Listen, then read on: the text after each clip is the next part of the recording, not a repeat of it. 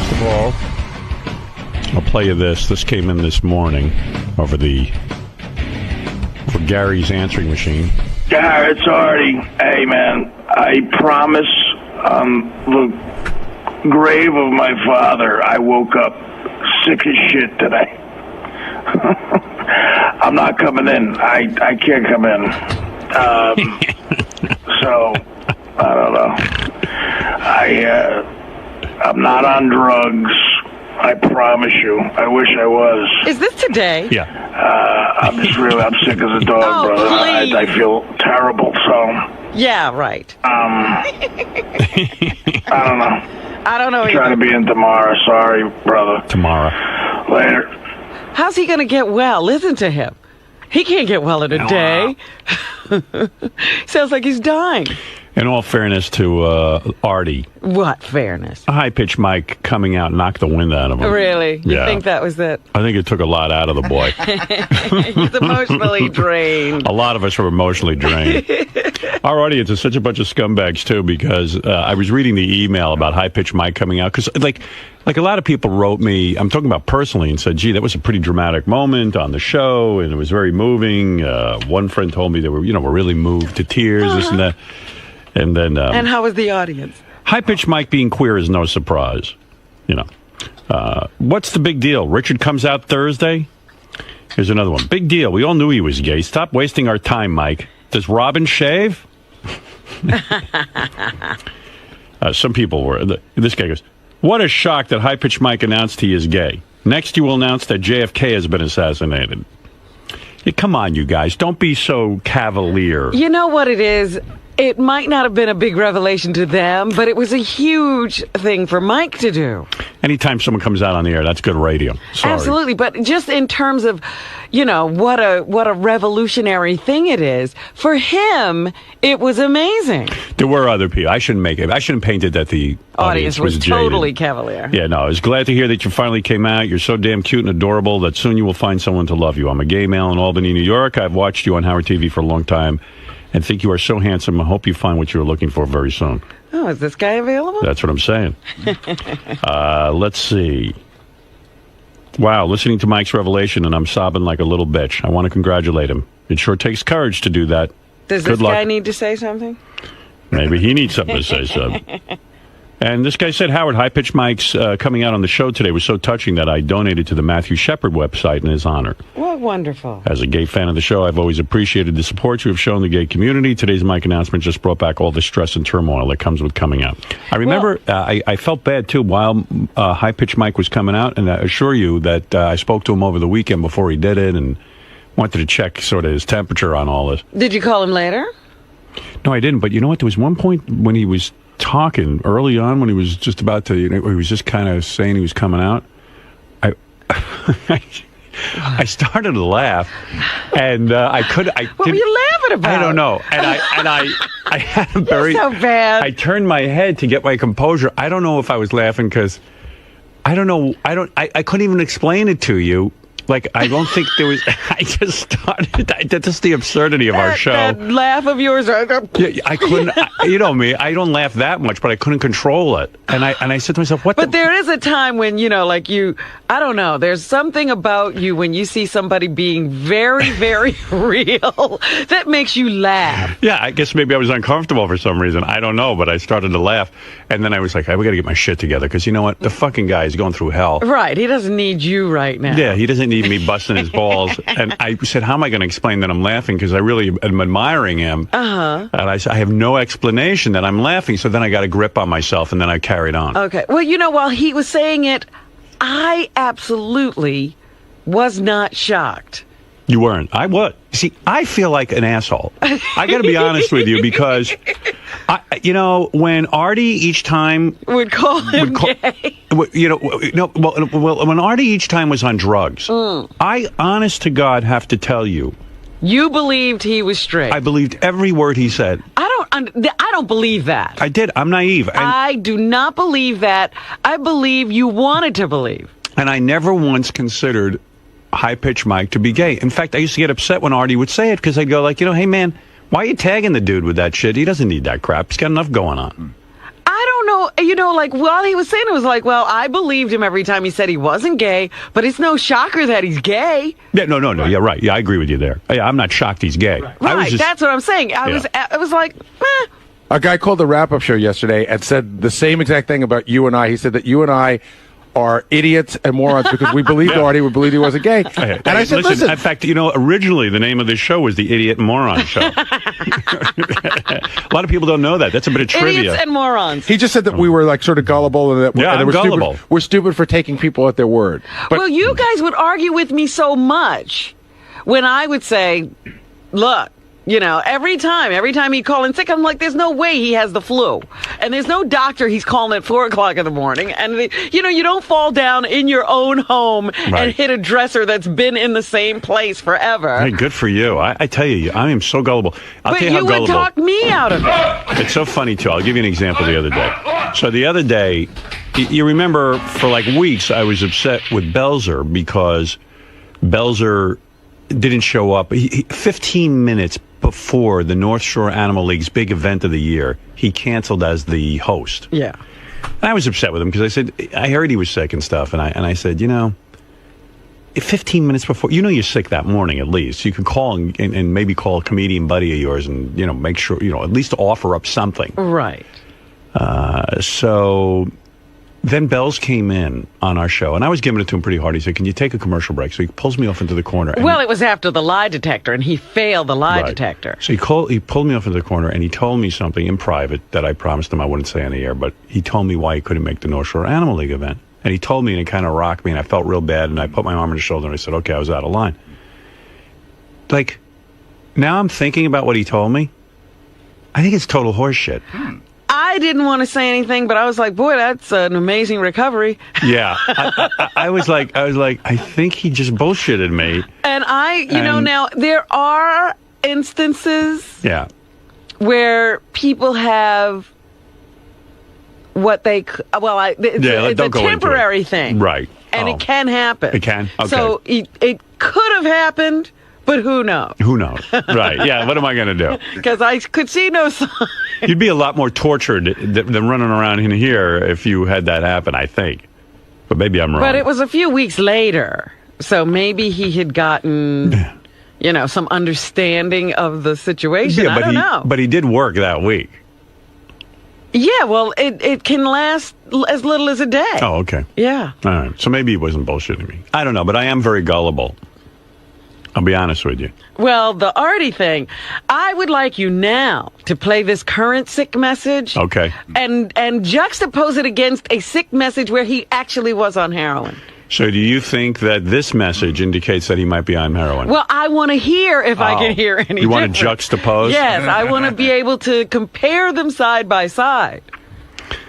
I think you would find if I even got it together to do that, that you would find they sound identical. And therefore, I would have to assume, because he was fine yesterday, what are these illnesses that come up all of a sudden? If you get a cold, Howard, doesn't it come on gradually? Yeah, like I have a scratchy throat the first day. Right. You don't all of a sudden sound like you're dead. Wow. Well, I'm not going to argue with you because I'm wrong every single time, and I don't want to be wrong again. You know, you're tired of being wrong. Yeah. Hey, Howard. Yeah. If you want, on Gary page 2, right above Artie's sick message is the one where Artie called in when he was on heroin. Oh, okay. Gary page 1. Gary page 1. Yeah, but don't I have to AB him? Well, it's right there. Okay. Yeah. I also have a bunch of other ones too. I don't know if I want to hear them all, but I'll do an AB on this, what Gary got here. Okay, what do you want to hear first, Rob? You want to hear heroin Artie, or you want to hear the Artie of today? Well, let's hear heroin Artie, because we just heard his new one. Right, this is heroin Artie. Gary, it's Artie. Hey, man, I promise the grave of my father, I will... Was that today? That's today. Oh, okay, sorry. Heroin Artie's from 526. Yeah, because these are just like not even identified. I have one that's even earlier than that. I got it under control for it. Right. Hold on. Gary, it's Artie giving you more ammunition. Christ. It's Thursday morning. I can't stop throwing up. I got some sort of stomach virus. It's killing me. I gotta go. I'm going to the doctor, so I'm not gonna be there today. So have a good time with this one. I'll probably be in tomorrow. I know I will be, no matter what, because it's better than dealing with this. So sorry, Gar. Later. Yeah. All right. Uh-oh. No, play the one from today. Gar, it's Artie. Hey, man, I promise the grave of my father, I woke up sick as shit today. Even he doesn't believe It's even that same laugh. Yes. Yeah. So what are you saying? Well, let me finish it. Coming in. I can't come in. So, I don't know. I'm not on drugs. I promise you. I wish I was. I'm sick as a dog, brother. I feel terrible. See, when he says he's not on drugs, I believe him. Howard. I believe. Howard. Here I am again getting Listen suckered. to these two things. Okay. They're identical. So, I don't know. Try to be in tomorrow. Sorry, brother. Later. They're the same. You got a point there. And, unfortunately... He did swear this time on the grave of his father. But that's exactly what a heroin addict would do. Well, what harm is it going to do on his father? But they like to pull out something you would swear they would never say. See, here I am again. I got it. This is you and I. This is deja vu. I know, because we have the same, and then you'll almost convince me that I'm crazy. The grave of my father thing, I believe him. Now, No. had he said his sister's health, His father's dead. then Not that maybe he he'd be doesn't sincere, care 'cause about he cares that. about his sister. But an addict will pull out the thing you wouldn't believe they would All right. never lie Tomorrow, about. if he comes in, if I say to him, Artie, swear on the life of your sister you're not on anything, including cough syrup. He's an addict. He will. He will swear on it? Yeah. Wow. You think? Absolutely. No, not his sister. I don't think he would do that. He's an addict. We like to think of Artie as Artie, but Artie's an addict. Oh. See, I'm so gullible. So You can't believe anything an addict says. That's what makes him an addict. Honestly, I'm so gullible, I didn't think Artie was on drugs after this voicemail, and I'll play this for you. Gar, it's Artie again. It's Tuesday morning. I'm not going to be able to make it in again today. I had a little bit of a relapse here, but no matter what, I'll be there tomorrow. Sorry, man. Take care. I got fooled by that one, too. Hey, vey. Okay, well, anyway, we'll talk to Artie when he gets back. You know what? I was just actually thinking to myself that Artie was doing well because he had broken the pattern of missing a day in the week before vacation. That's true, he did. That was a pattern he had gotten into. So he just moved his day. I guess maybe he's taking the day after. I don't know. All right, King of All Blacks, you're on the air. Go ahead. Good morning. Why would you think if Artie was okay yesterday, right? What made him so sick from yesterday to this morning? Right. Like, what's your speculation? I don't know. First of all, whenever I want to give Artie the benefit of the doubt, I always think, well, he's kind of bordering on obese. And I know when I was heavy, I'd get sick all the time. But like Robin said, so if he has a cold, that kind of comes on slowly. You get you might see him in here one day with a stuffy nose before he gets that sick. Yeah, and then I don't know. I don't know what's wrong with him all the time. And then every time I have a little sniffle and I come in, he talks about how healthy he is and how he never gets sick. But I'm up at 4 a.m. I'm not a thin guy. I go to a garbage, I go to DVW every day for 20 years, and I've called in sick. I don't get sick. That's why I got high blood pressure, diabetes. And listen, I'm up every morning. I'm up right now. I feel great. This is what I said when Hardy was calling in a lot. I said he needs to go to the hospital then because he's dying. He was too sick too often. Oh, I'm the guy who never thinks Artie's on drugs anyway. But I think sometimes maybe Like now I'm thinking he's probably out because he's been doing all this book promotion and stuff, and what he does is he burns the candle at both ends. And at some point he snaps. Yeah, and it's usually during our work, not the other work he has to do. It happens that too. I mean, it's like when you read his book, there's like a history there, you know. And of what? Of like anytime he sees some sort of pressure situation, he kind of caves. Right. And caves into drugs? Is that what you're saying? Whether it be drugs or whether it be booze or like... I think one of the last incidents... Well, what do you think it is going on today? I think it's booze. You do? I think he went home and he probably drank too much. I don't think it's drugs this time, but I don't think it's drugs this time. It's definitely one of those situations well, yeah, where but he could have easily fallen into drugs. Booze is his... You want to get drugs. You really think that, Fred? I think it's a booze thing, yeah. Like Robin's right. It's like something like that doesn't just come on like that. And the other day, somebody called in about this appearance on the Bubba Show. Right. And I remember another time when he was falling off the wagon and he did the Bubba Show, and we actually played tape because he was so out of it. And he said he went home and he started drinking. Oh. No, let's see. One more quick question. I'm so naive, I really believe he's fake. I'm the only one. I believe you want to believe. Yeah, I don't know. I mean, that's the me. evidence is there, Howard. I know, I'm wrong every time. I'm wrong every time. Every single time I'm wrong. I would love to be wrong, but I haven't been. This and the Gossip Game, I'm so bad at. But I mean, when I read his book, it seemed like every time he would get it, when it was Mad TV, something happened, and he, had the heroin thing where, and then he tried to commit suicide. I mean, my God. Yeah, too much success is bad for Artie. It is. He's having too much success. Every time he starts to get on a roll, it's like he throws down a roadblock.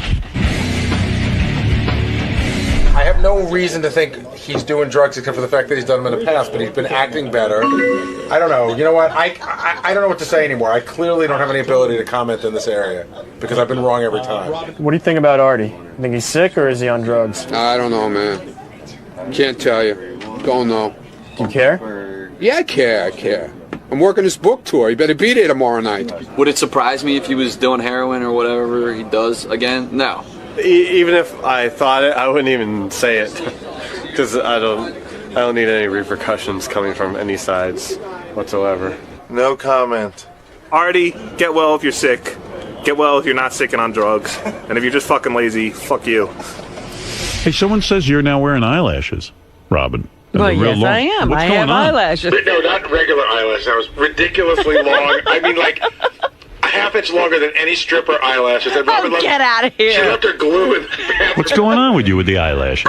I've just been experimenting with false eyelashes. You're so I used girly. to wear them on Channel 9. Let me see.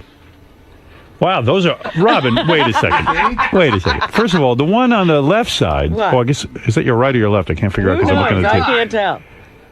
It's almost... I don't even know you got it on right. Oh, get out of here. Let me see. Look at me. Is that on upside down? The one is coming off. The one on the one side. What? Right. Yeah, the one on the No, right. That one. I've only got half lashes on. Wait. Half lashes. Yeah. Where's the other half? Is there a left and a right side? Because maybe they're on backwards. There's one. Look at that. There's the other one. Yes. But why don't you put the rest on? Because I didn't want them all over. That gets too much. When you close your eye, it looks like there's something in your eye. Right. When like I a have caterpillar. glasses on. It's hard to wear the glasses. Let me see. Take off the glasses for a second. Then close your eyes. Close your eye. No, listen to me. What? Those are ridiculous. You're not putting that on the website. No, I want you to... refuse. Wait, roll back the tape. Close your eyes and then watch it on the tape. You're going to see it. It looks crazy. Come here. Close your eyes. She's got half an eyelid. Close your eyes. Here, watch. Oh, Now. I thought you were playing it back. Oh, wait. Close your eyes. They're falling off. Yeah, they're falling off you. They're not on right. The one on the left side. Well, is maybe they falling off. are because I had my glasses Now play it on. back for No, Robin. they're not. Wait, watch. They're on. Play it back for Robin. Just rewind real quick. It looks fine there. No, you can't see it. I'm telling you. Look. Right there. See? They look like they're off. But that's because they're only half there. There's only half an eyelash. Robin, look at that thing. Look at it. It's all... Well, maybe one of them is coming off because I had my glasses on. When did you start That one getting... is It's because they're coming probably off. so long that they're probably hitting the front It's of the hitting the glasses. glasses. No, You got a pretty it's not. face. You don't need eyelashes. No. I need eyelashes. What are you up to? What are you doing? Just fooling around. Yeah? You might have too much free time all of a sudden. I wish I had some free When time. do you apply those? Over here? Yeah. How do you get them on? With You what? have to glue them on. Ay, ay, ay. Oy, oy, oy. Hey, what are you up to over there? Being a girl. Yeah, look at you getting into it. You know, they look so good when the makeup artists do it. Yeah. See, when you say half, it looks like you got half an eyelash on your eye, and then the other half of your eye doesn't have an eyelash. It's ridiculous. It doesn't even make sense. It's like she was lighting a cigarette and it burned off half of her eyelash. Yeah, right? Like, look, where's the other half of your eyelash? I don't get the concept Well, here. I don't sit here with my eyes closed. Yeah, but still, you can kind of see something's going on there. But I'm telling you, the glasses might have knocked them off. They were on fine. Okay. It's just an idea. I'm looking at it. Working it out. You're not too good with those eyelashes. It takes a lot of work to get good at it. You know. You look like a hooker waiting to get bukkake. Right. Or like I'm just getting off work. Or maybe she got bukkake and she wiped off. Getting off work. It looks like your bukkake got caught in your eyelashes. Wow. Weighed it down. Man, there's a whole new look for you. Wow. I can't say it's bad. I had a better pair on yesterday. You didn't even notice them. Man, no, I didn't notice. We all noticed yesterday, Robin. Oh, you did not. We did too. DePace at like 6:05 goes, "What is going on with Robin's eyelashes?" Here's my man Steve Langford. He's going to come in and tell us what's going on in the Howard 100 newsroom. Go ahead, Stevie. Artie Lang not here today, but the What Artie. do you think? You know what? You're one of the guys I admire in terms of your journalistic integrity, and also you have a nose for news. Robin says Artie's probably on something. Fred says most definitely alcohol. Yeah. I naively once again am sitting here going, I think he's sick, and even after listening to those messages this morning. Yeah, you did get me with that. How's this excuse different than the other excuses? If they were heroin excuses, why isn't this one? You know, you're making tons of sense. Mm-hmm. She is. And then I always look like an asshole because I believe Art. What do you think, Steve? Well, in my case, I don't have any facts. Right. So I can't really guess. What does your nose for news tell you? Is there a story here? Is your nose telling you anything? Is your nose telling you anything? My nose tells me something every day that it's too big. But go ahead. My nose tells me my nostrils are too big and there's hair coming out of them. There's great history here. But in terms of facts, what I know, what you know, maybe you know more than I do. Robin. Well, she's going on her intuition. I heard the same messages that you guys did, but he looked fine yesterday. Yes. And, you know, have you ever seen Artie sick? You have a nose for news. So what does your nose tell you? Well, look, one of the facts that we do know here is that he takes a lot of days off. Yeah. I don't. You don't. And again, I ask you, has anybody ever seen Artie sick? Now, he's been off a lot, complained of sickness, and when he comes back, there's no illness. I think Artie puts all his energy into his extracurricular activities, like his book signings and his comedy shows, and he runs himself down. And then when he's supposed to, the one thing that's really driving all of this, that's the thing he doesn't show up for. That's what I think, but I've been wrong 100% of the time. But what kept him out of here today, Howard? What was so...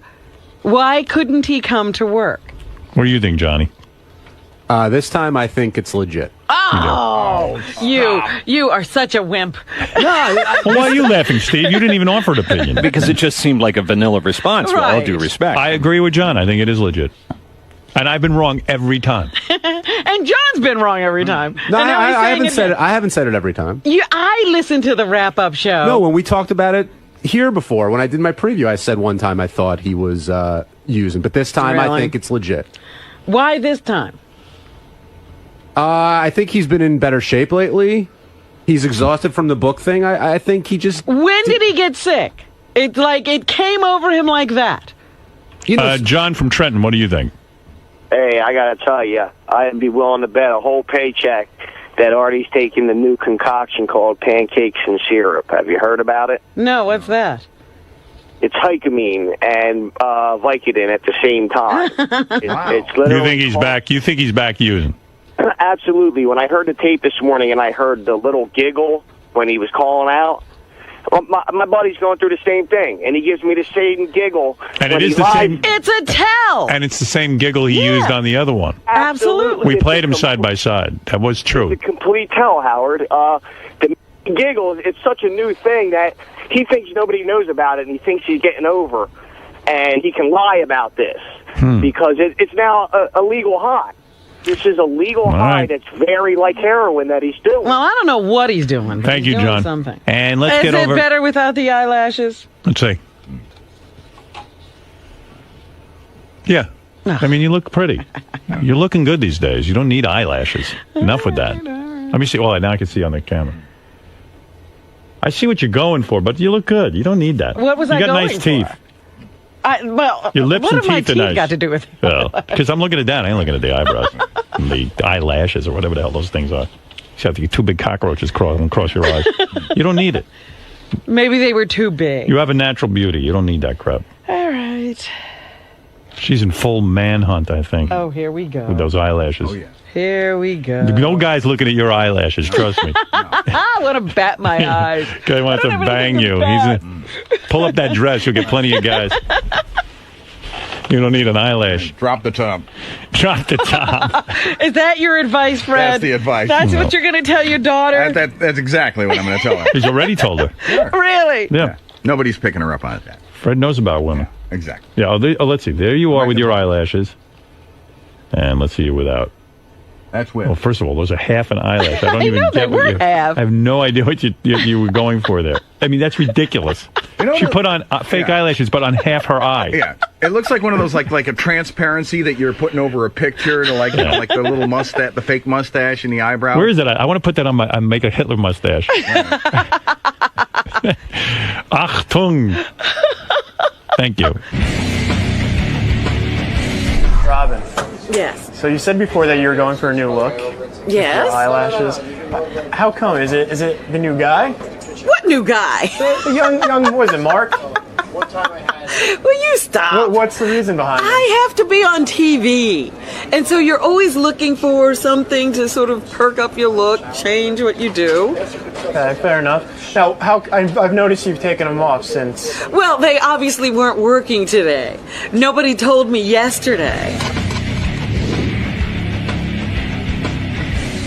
So the show's all about busting balls. So we got this shot of Ronnie, and we took a close-up, and it looks like he plucked his eyebrows. So we were going to feed a note to Howard, but in the time it took us to get the note to Howard, Ronnie sort of slipped in the control room and busted us, and he sort of freaked out. So here's the bit. What is that about? I don't know. It's up there. No, yeah, but I was over there with you. What's the matter? Ask Doug. What's the deal? I don't know what you're talking about. Do you want a turkey burger? We were color correcting the camera. We needed some plucked eyebrows. You what? We needed some plucked eyebrows. What? Plucked eyebrows? What the fuck are you talking about? I don't know. Scott, what was that shot anyway? Let me see it. I don't know. Fuck yourself. What's the fucking deal now? Where's that shot? That was there. Yeah. No, we were just checking the focus on the camera. And he locked it. He locked it in You're so there. full of shit. Kiss my fucking balls. I wouldn't even fuck you. Fuck all of you.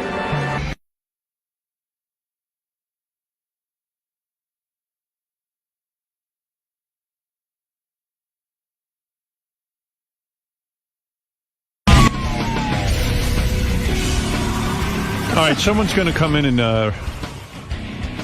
Benji suggested me during the commercial before we actually have the person come in and make their announcement. Oh, well, there goes that bit. Oh. We were going to guess what the big announcement was and what person was going to make it. You know, I saw this person hanging out there, but I wouldn't have guessed. Yeah. Because he's like, I thought it would be one of the Whack Packers or something. I said to my producer, Gary, who's into pre-promotion, I said to him, oh, that's a good idea Benji had. We're going to guess who it is. And then he just sends the guy in. You told him you wanted to do that. Baba Booey. I got to get a new producer, I think. No. I think he can't handle the success. I think he's carried away with himself like the Giants. He's handled it for years. Dude, I didn't send him in. He just walked in. Well, don't you hold people back? Dude, he's not supposed to go in until... No, this is something he did on his own. Why'd you come in on your own? My fault, because I heard you say it's time to do the... Oh, okay. I had nothing to do with this. But Gary, you watch the door. Just say, don't go into... Howard, he wasn't even in the hallway. But say, Benji and them are going to all guess who's coming in. But he's not... Nobody's supposed to go in without asking me. I can't control that. But you walk out, you go, hey, the guy's just thought of something. He wasn't even there. Well, he was in your office. How could I talk to no one? He was not in my office. Where was he? I was in Scott's office. It's my fault. Don't this one time. Don't yell at Gary. But you know what I would do? Here's what I would do. I'd say, hey, the guys just came up with an idea. Let me make sure. Dude, he wasn't. Let me make sure that it doesn't get sabotaged. He wasn't standing there, and he was supposed to be waiting to be sent in. Yeah, I hear what you're saying, but I disagree with you. In hindsight. No, I'm not. Yes, you are. I'm a neurotic. When someone says, hey, there's a good idea, I'm going to make sure the guy doesn't get in until we... That's all right. It's okay, Gary. You're right. You did the pre-promotion. You saved the bid anyway. So, thanks. Fuck off.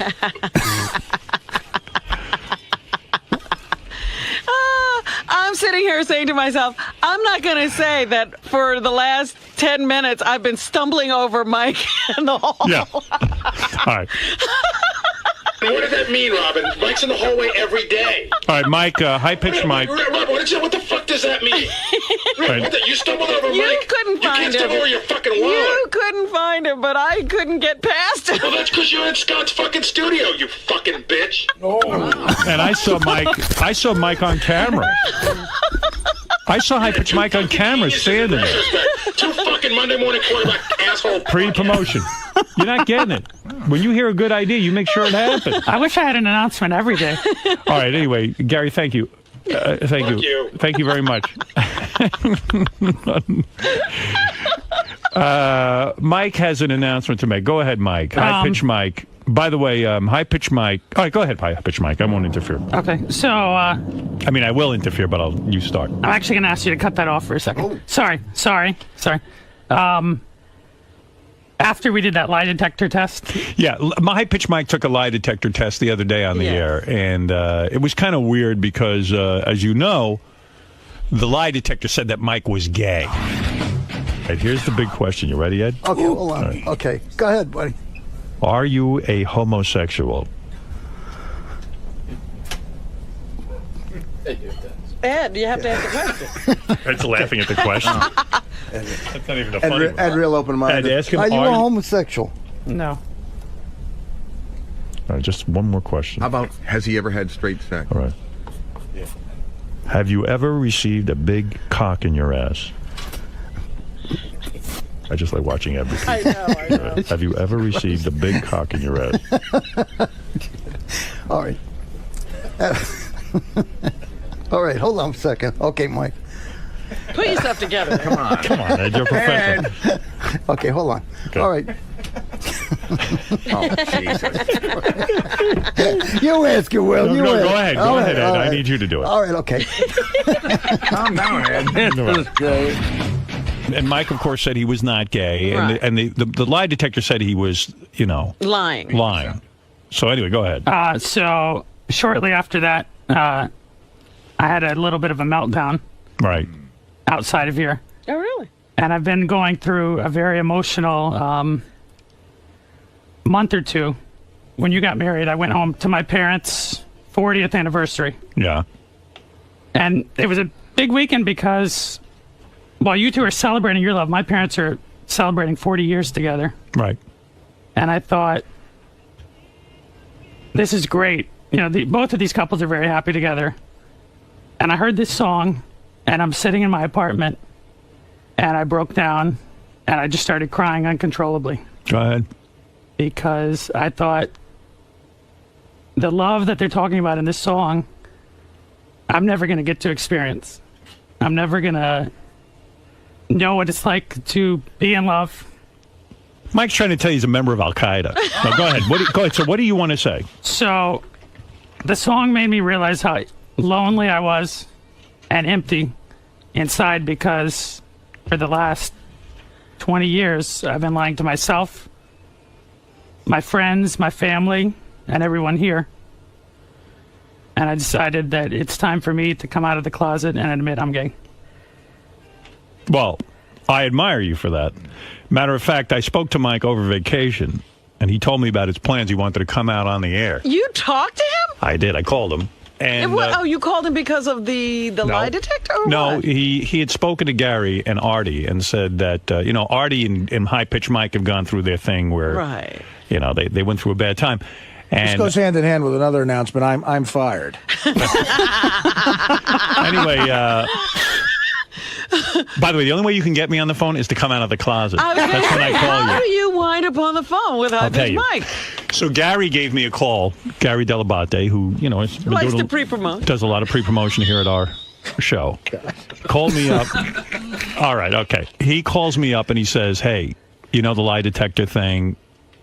Meanwhile, it turns out the lie detector was right about everything. It's accurate. No, Accurate no, about it. I'll get to that later, but it's not. I mean, did you Okay. have a meltdown? I mean, you had a meltdown right after? I had a meltdown, and I came out to the first person I've ever talked to in my life, which is my boss, Brad Driver, who's also a very close friend. Uh-huh. And I called my sister immediately, who I had never told. And I told her what the story was. The reason I was so afraid to come out, not because of people here, not because of the show, not because of the way people would judge me, but because when I was in college, my mother told me we had a fight, and she asked if I was gay, and I told her no. Uh-huh. And she said, good, because if you were, I would disown you. Oh. Well, anyway, so how I got into this was Gary called me up and said Mike wants to come out on the air, and he spoke to Gary and he spoke to Artie. Uh-huh. And he Artie, said- you come out too? He came out to Artie, and Artie, actually, Mike has told me, You was know, that extremely must sensitive. be, if I can come out to Artie, I can come out to anybody. Yeah, I think that was the rehearsal. I came out to George Takei, and I got to say, I did that as a joke, and I know how hard that must be. How was I he have a lot of respect for him. That's Where- hard to do. Where were you when you came out to Artie? He was about to leave the building, and I asked him for a couple minutes. And In the lobby? In the lobby of the building. Oh, my God. So you had nowhere to hide. Did you at least give him a sandwich while you came out to him? I should have. Yeah. I should have. He's probably like, I'm hungry. But I'll tell you, I was actually very emotional. It was nice that he did. You know, What? I'm glad he's in a place where he could do it. I guess. You know, I don't know. I just didn't want. Him and I were arguing and saying a lot of ugly things Again. over and over and over, and Yeah. I didn't want to keep doing it. And I'd already decided I'm going to be coming out, so I just wanted to tell him before the break and get it over with. You're taking And away he- his best material. Right. And I may ruin his reputation, but he was the most compassionate, concerned person I've ever. He probably just wanted a blowjob. still Don't be get- fooled by More him. than Brad Driver. Yeah. I actually really felt for him. I mean, you know, that's hard to do, and especially to someone like myself, who's less than sensitive. But you Well, know, anyway. I just hope everything's okay. So anyway, what happened for me was Gary called me up and said, look, Mike wants to come out on the show. I said, okay. And you know me, that's always good radio. Of So course. I said, look, but the thing is, Gary told me the story about Mike's mom. All right. And I said to Gary, you know, I think I should speak to Mike because he was not going to come out to his mother. He was going to do it here on the air. Right. And because she said that she would disown him and stuff. And his attitude was, according to Gary, that Mike was feeling, well, you know what, his mother doesn't listen to the show anyway, and she won't find out about it. So I said to myself, I'm going to write Mike a note and say, can I call you? Because while I would love for him to come out on the air if that's what he's comfortable with, I said I thought that before he did that, he should come out to his mother Right. and his father on the phone. Or because they live Somewhere, far away. somehow, well, personally. they live far away. Yeah. So that's what I was concerned about. So I called up Mike and I said, Mike, let me just give you my thought on this. That while I think it's great you want to come out on the air, I said, I don't want you to do anything that's going to cause stress in your life. And one of the things that might is if your mother hears about it. Because even if Third she, hand, yeah. even though she doesn't listen to the show, someone's going to call. And he said, stop right there. He goes, as it turns out, I came out to my mother. And he had done that already, and which was his biggest fear because his mother said she would disown him. And Mike, tell everyone what happened when you came out to your mother. Sunday, November 23rd, a date I'll never forget. I made the hardest phone call of my life. I called my mother, and we had our normal, you know, how was your week conversation.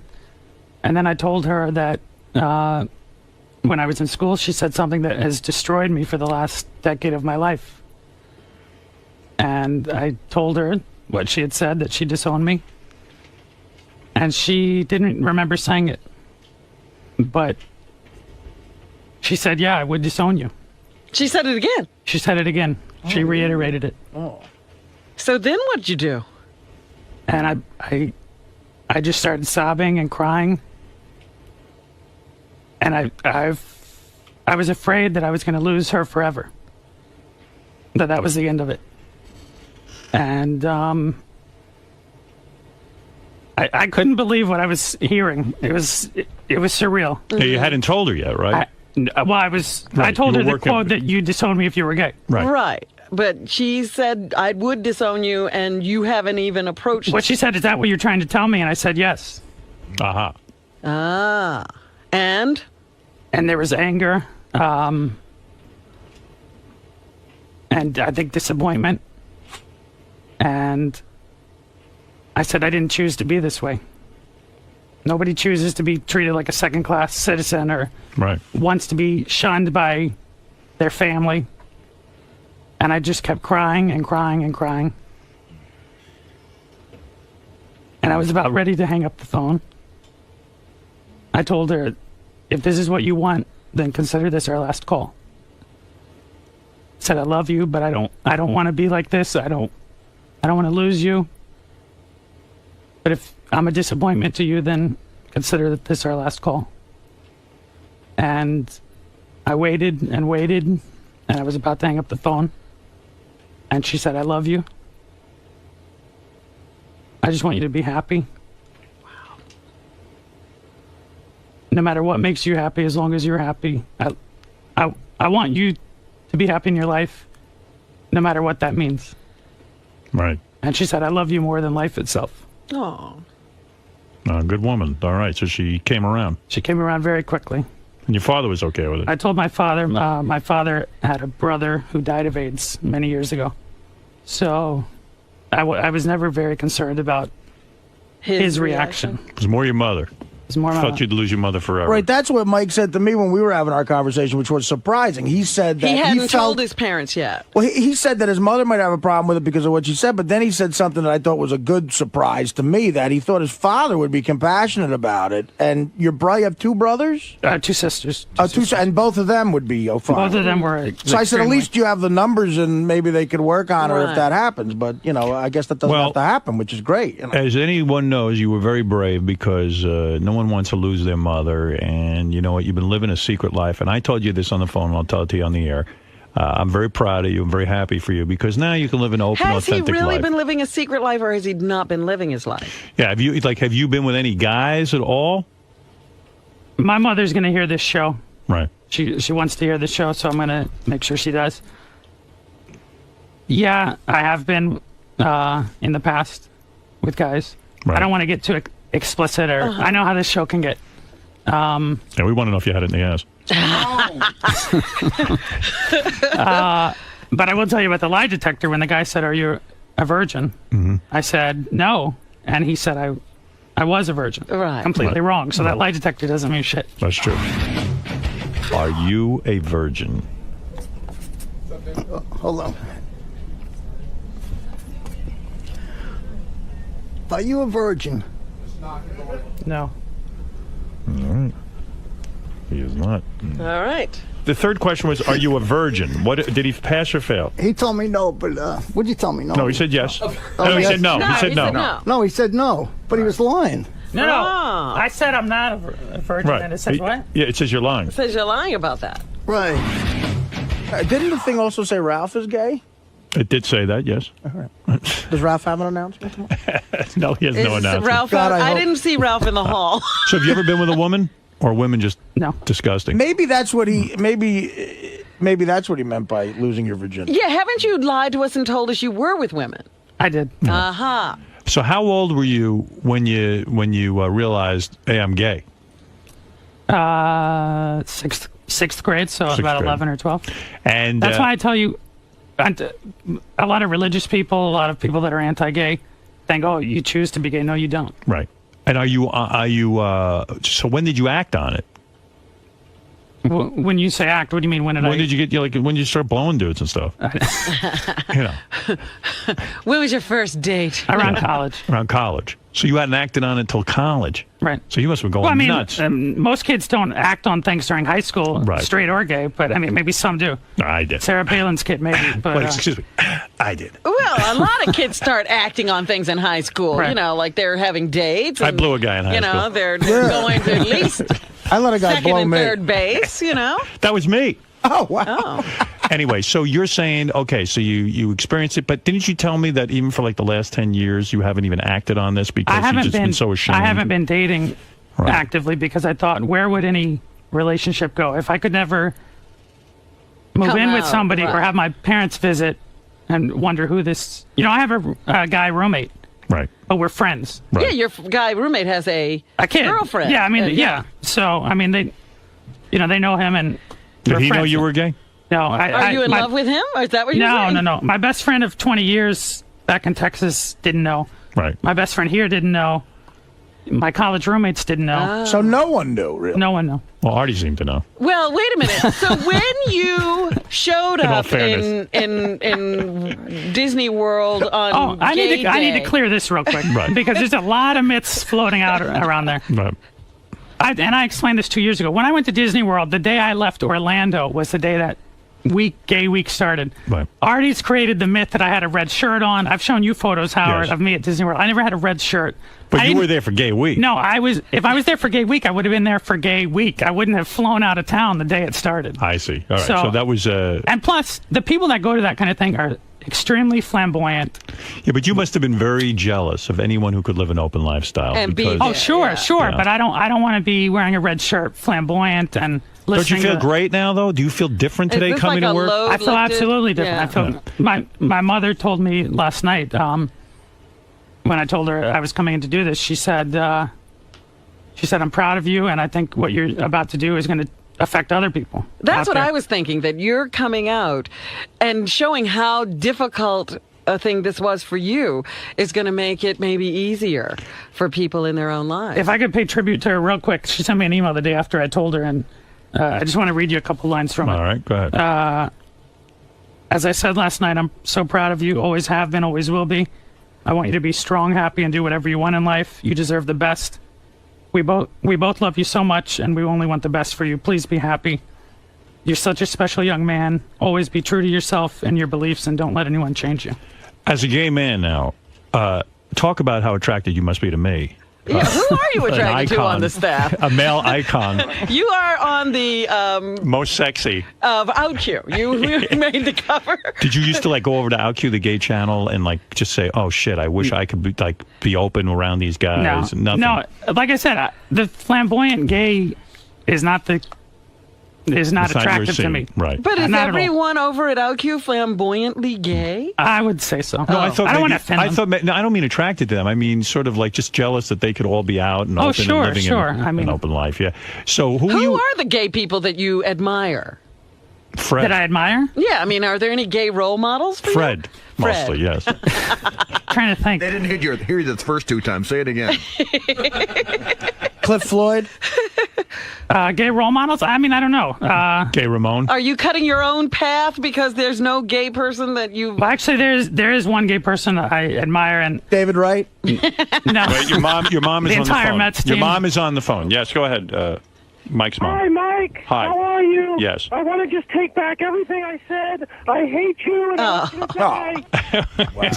All right. Love you. Bye. All right, Marianne from Brooklyn, go ahead.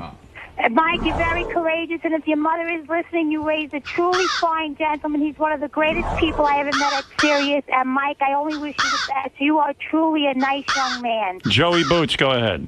Hey, Mike, congratulations, man. I did the same thing a year and a half ago, and it was very freeing, you know? That's true. Joey Boots came out. He actually outed me when he came out. He said he thought I was gay, and I was mad as hell when he did that. You were mad because he just identified you as being gay. Right. He used his gaydar, which apparently works. Did you find in your everyday life for a while you'd been suppressing this so long that you would even try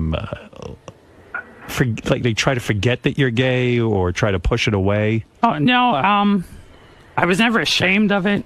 It just is what it is. But you were trying to come out in little ways. You were, because you were lying about it the whole time. Yeah. You know, but it seems out like, going to Michael Jackson concerts. But going to a Michael Jackson concert is... No, it's being a child of the 80s. It's not being gay. And Going to a Madonna concert, yeah, that's gay. That's gay. We were doing a lot of gay stuff. I'm not into Michael Jackson. I'm gay. Going to that Thriller thing a few weeks ago. Did you ever go through a period of time where you had to put down gays, in front of some other people, make fun of some gay stuff? Probably. Yeah. I mean, like everyone in here, I think we're all equal opportunity offenders. Look at that homo. Well, the one thing, though, I do have to say about you, even in all of the things with you and Artie going back and forth, you would always say there's nothing wrong with being gay, but I'm not gay. Right. So you never took the tact with Artie of gay bashing. Right. When faced Are with you an awful worried gay about bash. anyone's reaction to you announcing that you're gay here? The only people I'm worried about were my mother and my father. And my best friend left me a message that said, anyone that doesn't accept you, fuck them. Right. Really fuck him, man. And who on the staff have you secretly had a crush on? Now you can finally tell us. Is it Benji? No. He's considered a hunk with those eyes. Nobody, Wouldn't it be great if it was me? Nobody here am I attracted to at all. I mean, there's Not even Fred. No. Bullshit. There's, Bullshit. There's guys that are attracted to Kevin Kraft. Are you attracted to Kevin Kraft? He looks like he's young enough to be my son. No. That's what I like. No. Well, that's what you like. That's not what I like. Oh, my God, listen to this crazy gay guy on the line. It sounds like you're into twinks. There's Joey, nobody back here I'm attracted to. There is one person. Not Jared? On the music channels. that you are attracted to. Who is gay or not gay? Pat St. John? No, you don't say any names. But No, never. do you know if he's gay or not? I'm 99% sure. Right. So now that you're openly gay, he can probably approach you, this guy. Well, it's funny. A few weeks ago, they announced they canceled the Serious Christmas party. Right. And I was mad as hell, and I came in that morning cursing, and I was like, why can't we have a fucking Christmas party? And then I started putting two and two together and realizing the reason I was mad is because I was hoping to approach that person. And Oh, at the Christmas party. By the way, I just want to say, if anybody's gay that knows High Pitch Mike, he's ready for action now. Howard, what are you open to? A bottom, top? What do you into? Come on. You My don't wanna- parents will listen to this. No. Well, who do Cut it out. you, again, who do you like out there who's famous so we'd know what your type is? Probably me. Are you talking gay celebrities or No, anybody, Any celebrity. Brad Pitt. Look. Trying to think. Tom Cruise. Javier Bardem. Ozzy Osbourne. I can't think of anyone looks-wise. I just don't like... Matthew Broderick used to be a big turn No, I just don't like... Plexico Burris. I just have no interest in flamboyantly gay... John Travolta. Men at all. John Travolta. Do you peruse Craigslist? No. You got to use that to get some ass, man. Howard, you and I are two different people. Howard, Hey, Joey, why don't you two guys get it on? No. That Joey's not his He's not type. my type. I'm friendly with Mike. I like Mike a Yeah, lot. But Joey's a good guy, but nothing. Howard, it's a day of unbelievable surprises. Mike has come out, and I heard Steve Langford's going to announce that the sky is blue. Benji's going to announce he's overweight. Well, Artie's jokes won't stop anytime soon. Benji just announced he's overweight. Anybody who cared. Can I? Me too. Yeah. Can I announce two more real quick All right. things? As long as we're announcing stuff, go ahead. After coming out to Artie, I told him that I was hoping we could do whatever we could to fix the Lifebeat situation, because when I came in here and fought with Artie so many times, my goal was to get Artie as angry as possible because of all those things he said to me. Right. And he came out with a rant that we know pretty much lost the cupcake charity. And, well... I feel as responsible as... Did you show Artie that letter you wrote to them? I haven't shown it to him, but I wrote a letter to the director of Lifebeat. Right. And... Artie was just trying to get him to come out. Right. And I told him, I said I would do whatever I could, and hopefully Artie will as well, to resolve that. I don't know why Benji's I don't know what to do. I don't know. I mean, Artie's very hurt that well, they based won't on what take they know his now, money. hopefully they can reconsider. I don't know what they've been doing Why with are the you money. laughing, They're still Benji? selling it. Benji, why are you laughing? Mike's Benji, how trying to dare get you. him his cupcake back. What's wrong, Benj? Because does Artie really want to plead to them to take him back? No, High Pitch Mike is pleading with them. Not, Like, not, and I'm willing to. I don't know what they've been doing with the money. They keep selling that cupcake. All right. But the real thing is, the two of us put Gary in a very awkward position, and I felt horrible for that. And I also respect all the work they do. Russell, go ahead in Plainfield, New Jersey. Oh my God! I've been such a fan of you and everyone for so long, and I got to tell you, this show's been awesome today, Mike. Hey, you know what, Mike? It's great what you're doing.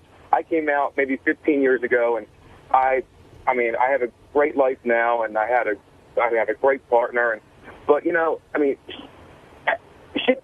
Just because you tell people you're gay, I used to think, oh, life's going to be great, but it's not. It's still shitty and it's still fucked up sometimes, but least you got that weight off your shoulders, you know? Right, yeah. There's a consequence to living in the closet so long. No one's imagining that life is going to be a bed of roses now for Mike, but the fact of the matter is he doesn't have to walk around living a less than authentic life and worried about who's going to find out. But do you sit there and say to yourself, look at all the ass I missed? Well, maybe. Well, let me ask you this: was there anything in your apartment that would lead people to think you're gay, and was that the reason you didn't want Steve Langford in there? No, that was just an issue of privacy. Just like Howard didn't want him in his house when they did that ISDN test show. I'm just curious. No, it's just there's a certain line you have to draw. What do you think? It was like a big Liza Minnelli poster or something? I don't know. Whatever. I'm not a Liza Minnelli fan. I don't like Barbra Streisand. Right. Well, Langford would look at every detail and probably. That's the thing. I don't need him opening every drawer and. Oh, okay. What is this gay prescriptions. magazine I found? Yes. Do you have gay porn? I don't have any. I don't own any, but I've watched it. Yeah. Did you ever secretly wish? Because we get a lot of gay porn here. Did you ever secretly wish you could take home the gay whoever's porn? listening that works in the porn industry, start sending in some fucking gay porn already. We have tons of it. There's tons of it back We there. send it to Eric the Midget just to piss him off. Oh, Richard has. Well, Eric the Midget sent it to me. Well, yeah. Apparently, high-pitched Mike reads Latin inches for the articles. Now we know where to send the gay porn. Don't worry about it. Right. So the last thing I have to say, besides Lifebeat, is everybody here kind of has their pet charity. Robin has Girls Night Out. You have North Shore. Gary has Lifebeat. And I decided today is the day that I wanted to endorse a charity that means a lot to me. The New York Mets? No. They need some charity help. Season tickets. Yeah, go ahead. No, when I was in college, I remember logging into to work on a paper, and I read the news of Matthew Shepard's death. Right. And I thought, we're about 3 or 4 months apart in age. We're both gay, and I thought this could happen to anybody. Right. He happened to live in a very closed-minded area, and I was in New York, and I thought, could it happen to me? And people heard the story and they know it, and life goes on. But then this February, another young boy. I just want to show you his picture because. And then tell us when's the last time you got some cock. I will. How long's it been? We'll get It sounds to like that. a big dry spell. Give me 2 seconds, Howard. 2 seconds. Go ahead. I want to show you the picture of this kid. Let's get down to it. Lawrence King. Yes. 15 years old. I know this story. He gave a Valentine to one of his classmates, a male classmate, and 2 days later, 2 days later, the classmate who got the Valentine brought a gun to school and shot him in the head twice. Right. Terrible story. And that's 10 years later. And I'm thinking, this never is going to end. People are going to continue to hate and continue to judge people based on their own fears. And so starting today, I wrote to the director of the Matthew Shepard Foundation, and I told him whatever I can do, anything I can do. Right. I want to be a part of this group. And did he say, who are you? He said, how about getting some money? They want money. What do want they cash. do? What does the Matthew Shepard Foundation do exactly? Initially, his mother, Judy Shepard, wanted to open homes for gay youth, where when they're rejected by their parents, where they could move. And see, that's a good. You've good. lived a closeted life, and you've lived in fear, and that makes a perfect sense to me that you would start doing something like that. Like I love Lifebeat; they do very admirable work. Right. But this organization as well touches you. It touches me because hate crime continues to exist. People get beat because they're gay. People get murdered because they're gay. I want you to know something. This is on a lighter note. JD has a whole box of gay porn for you. Well, actually, Howard, I have a gift. Here's a gift. Go ahead. In honor of this, I'm going to give you tight Latin manholes. Wonderful. Hold that up so we can see. There it is. Tight Put it Latin. right here. Do you like Latin manhole? We'll see. I have to watch the video. Also, our coming out welcome wagon will be meeting you at the door. That's right. What is that? Yeah. The other lesson too is probably like I think if parents talk a big game sometimes, but I don't think a lot of parents would actually disown a kid. Well, a lot of parents do. I'm fortunate to have parents who don't. But I'm saying if somebody's in your position, you should come out because I think that that's why there are those homes, because kids get put out of their homes or they have to run away because they feel so uncomfortable. Kids will commit suicide over things. And like there's this. a high suicide rate among teenage All right, Billy. homosexuals. Billy, That's you're on true. the air in Orlando.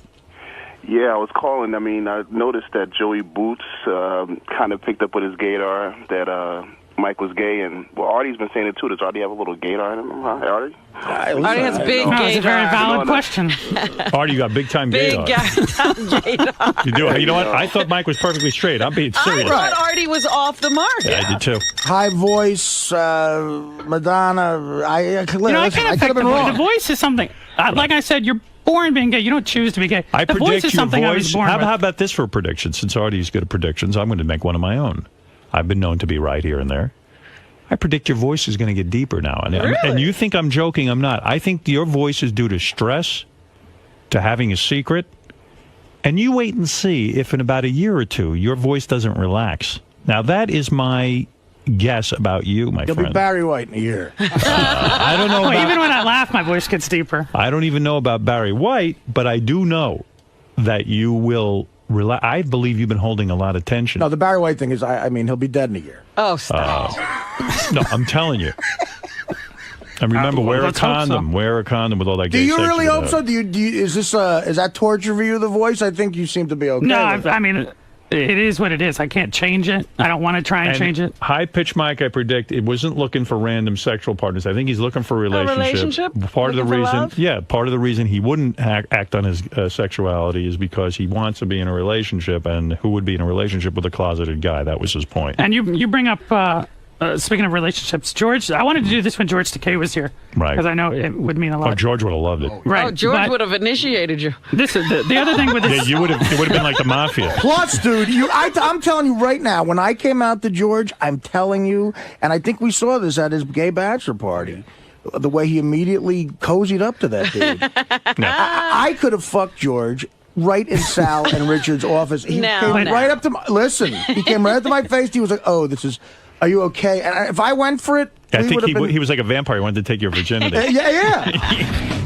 I got to tell you, it's never happened again. Now, this was when I was 24 years old, but we had full gay sex. We had, I gave him oral, he gave me oral. I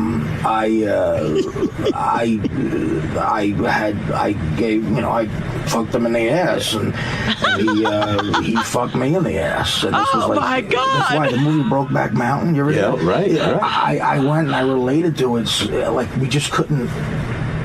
We couldn't help each other. I love you too, George. Thank you so much. Thank you. You're an extraordinary man. No, I know. You're an extraordinary man. Have you shared this with me? Yeah. You know that would have been the greatest bit in history if you ended up blowing like George Takei. If you had been able to maintain that, guys. Howard, if I let him blow me, would you say I'm the funniest guy ever lived? Yeah, you would be the funniest guy in America. The greatest comedian in the world. I'll tell you. George, I'm gay now. Whoa. I felt so bad because that's why. Remember, I called you that afternoon and said, Howard, of all the awful things. He was so compassionate. He was The high-pitched voice is often a result of psychological trauma. And I suggest that Mike has been psychologically traumatized. Has he not had this voice all his life? Yeah. Well, let me tell you something. When you have to live with this, in puberty, it should have gotten deeper. I am telling you, he holds on to stress. And everyone holds on to stress in different places. I know this. Even when I was an announcer, when I first started out, I was so stressed out. My voice was up like this. Yeah, everybody talks about your voice. And I'm telling you, you wait and see, Mike. If I hope you're right. I think there's going to be changes in you that we haven't even begun to imagine. Usually you're right with your predictions. So I also predict tomorrow you'll be wearing a thong. What do you think of that? I'm not, that's the thing. I'm not going to change. I'm joking. Still, I know, but I'm still me. What do you mean? You know, because I hear this a lot from gay people. Even Joey Boots would say, I'm not into the flamboyant gay Because I think lifestyle. some people are very comfortable in being effeminate and I believe you will become a little bit more effeminate. I do believe that. Like I'm out. I'm not necessarily proud. Right. Like you'll become very proud. Like our straight people proud? Well, are straight people proud? Like what's there to be proud of? I'm proud. Every time I fuck a girl, I brag about it. Like I'm proud to be part Puerto Rican. But I'm not. I'd be more proud to be gay. You're an asshole. Dominic Barber, go ahead real quick because we have a lot of agenda and I'm proud of Mike today. Yes. One an announcement, and then I want to just ask Artie one something. After Mike came out, now do you feel any different about all the things you said and all the horrible things over the years? What, me, Dominic? Yeah, you. I told him. I said, yeah, if I knew he was gay, I would have never said all that shit. Yeah, Mike, you're incredible. Thank you. it really you touched me today more probably than any conversation I've ever heard on the show. Thank you. And the thing about, real quick, the thing about Life Beat is they're judging from what they heard on the show and when we were at our worst, at our anger. But I saw a real Artie when I came out to him, and I hope they take that into consideration, and I hope we can fix whatever was ruined. Thank you, Mike. It's a character. I have an announcement. Leslie and I are divorced. It's all finished. 27 days. The papers were entered. Not that that's anything on the level of what you announced. Yeah, my 15 seconds is up. Thank you. Dominic. We're all finished. And on good terms, and we're still good friends. Yeah, we sure. are formally divorced. When are you you're getting real good married again? friends. When's the wedding? You know what? I got a million questions for you, but this is High Pitch Mike's day. And I'll call tomorrow the next call tomorrow, and I tell you what, I'll have plenty of questions for you. All right. You want to be the avenger of truth, Mr. Stern? Yeah. I'll be the avenger. Because I think the both of you need to really sit down with someone in a professional way and figure out what's going on. Well, you should have said that to them when they wanted to marry each other. No. Even if they're divorced, they should still sit down. Yeah, but didn't you know they were crazy when they got married? Yeah, I did say that. Who can get it done in 27 days? All right, you win. You win. Two divorce lawyers. You're incredibly together. Goodbye. Goodbye. Goodbye. Who can get it done? One last Mike can only come out once. Dominic can get divorced every year. Yeah, I mean, that's the third divorce, isn't it? Yeah. Come on. Mike, go ahead real quick in Louisville. Hey now. Well, you know what today is. I'm a fag. What? I'm a fag. I'm prepared to deal with assholes like this. All right. Do you know what today is? Yeah. Mike, did you know it's Today is World AIDS Day, right? Let's go to Joe in Tampa. Hey, Howard, I would just like to know, since Mike's being all honest today, what really did happen with that plasma TV that he won't let Steve Langford see? It's still in a box. Why? Waiting to move. Oh, you're moving, but you've had it for over a year. How many cars do you have? I drive them. No, I know, but they sit in a garage when they're not being driven. It's sitting in a box. Who All right, cares? that has nothing to do with being gay. Sell it. Gay Ramon, you're on the air. Hey, Mike, I got a question for you, and Howard, I got an announcement of my own. Were you ever attracted to me? No. Oh, nobody on the show or that works for the show. Go back in the fucking closet, you fucking faggot. Why? Why are you saying that? Why are you upset? I think it's gay humor. I seen him at Six Flags. He completely ignored me. Wait, I did go to Great Adventure this summer with some of the guys back here. And I saw you, and I said, hey, Mike, and you fucking... Nobody stopped me. No, not a single person stopped me. And Howard... All right. Mark, you're on the air. That's a personal thing. Great Adventure is gay without the Y, they say. It's Mark, the patent attorney. Doesn't Artie realize he's being set up here on the ultimate bit? What is it? This is all a bit. Is it? Oh, okay. All right. Thanks, Mark. I don't even know what the motive would be. Way to drive a conversation into the ground. All right. Mike, I want to say to you personally that I am proud of you. I am happy for you. Thank you. And I think you're a great guy, always have. The fact that you're gay, if you were straight, I wouldn't care either way. Do you think things will change here for you with your coworkers or the staff? No, and I don't... Everyone Fred here punched is him. Well, Mike, you know what is true? Fred still won't hang out with Well, me. you know... Yeah, one thing, gay or straight, Fred wants nothing to do with it. Will Mike be using the bathroom? No, let me use Brian Phelan as an example. I've known him for 10 years. Which bathroom is Mike using? Since I was an intern. Yeah. And he was, like Artie, he was very moved when I told him, and he said, I hope nothing I ever said hurt you or was upsetting. And I said, no, because I know you're a friend, and I know we're joking. And he said, good, because I'm going to continue to joke. When do you think you're going to go out and celebrate and have some gay sex? How quick can you get that together? Oh, I don't know. You have any prospects? Anything on the horizon?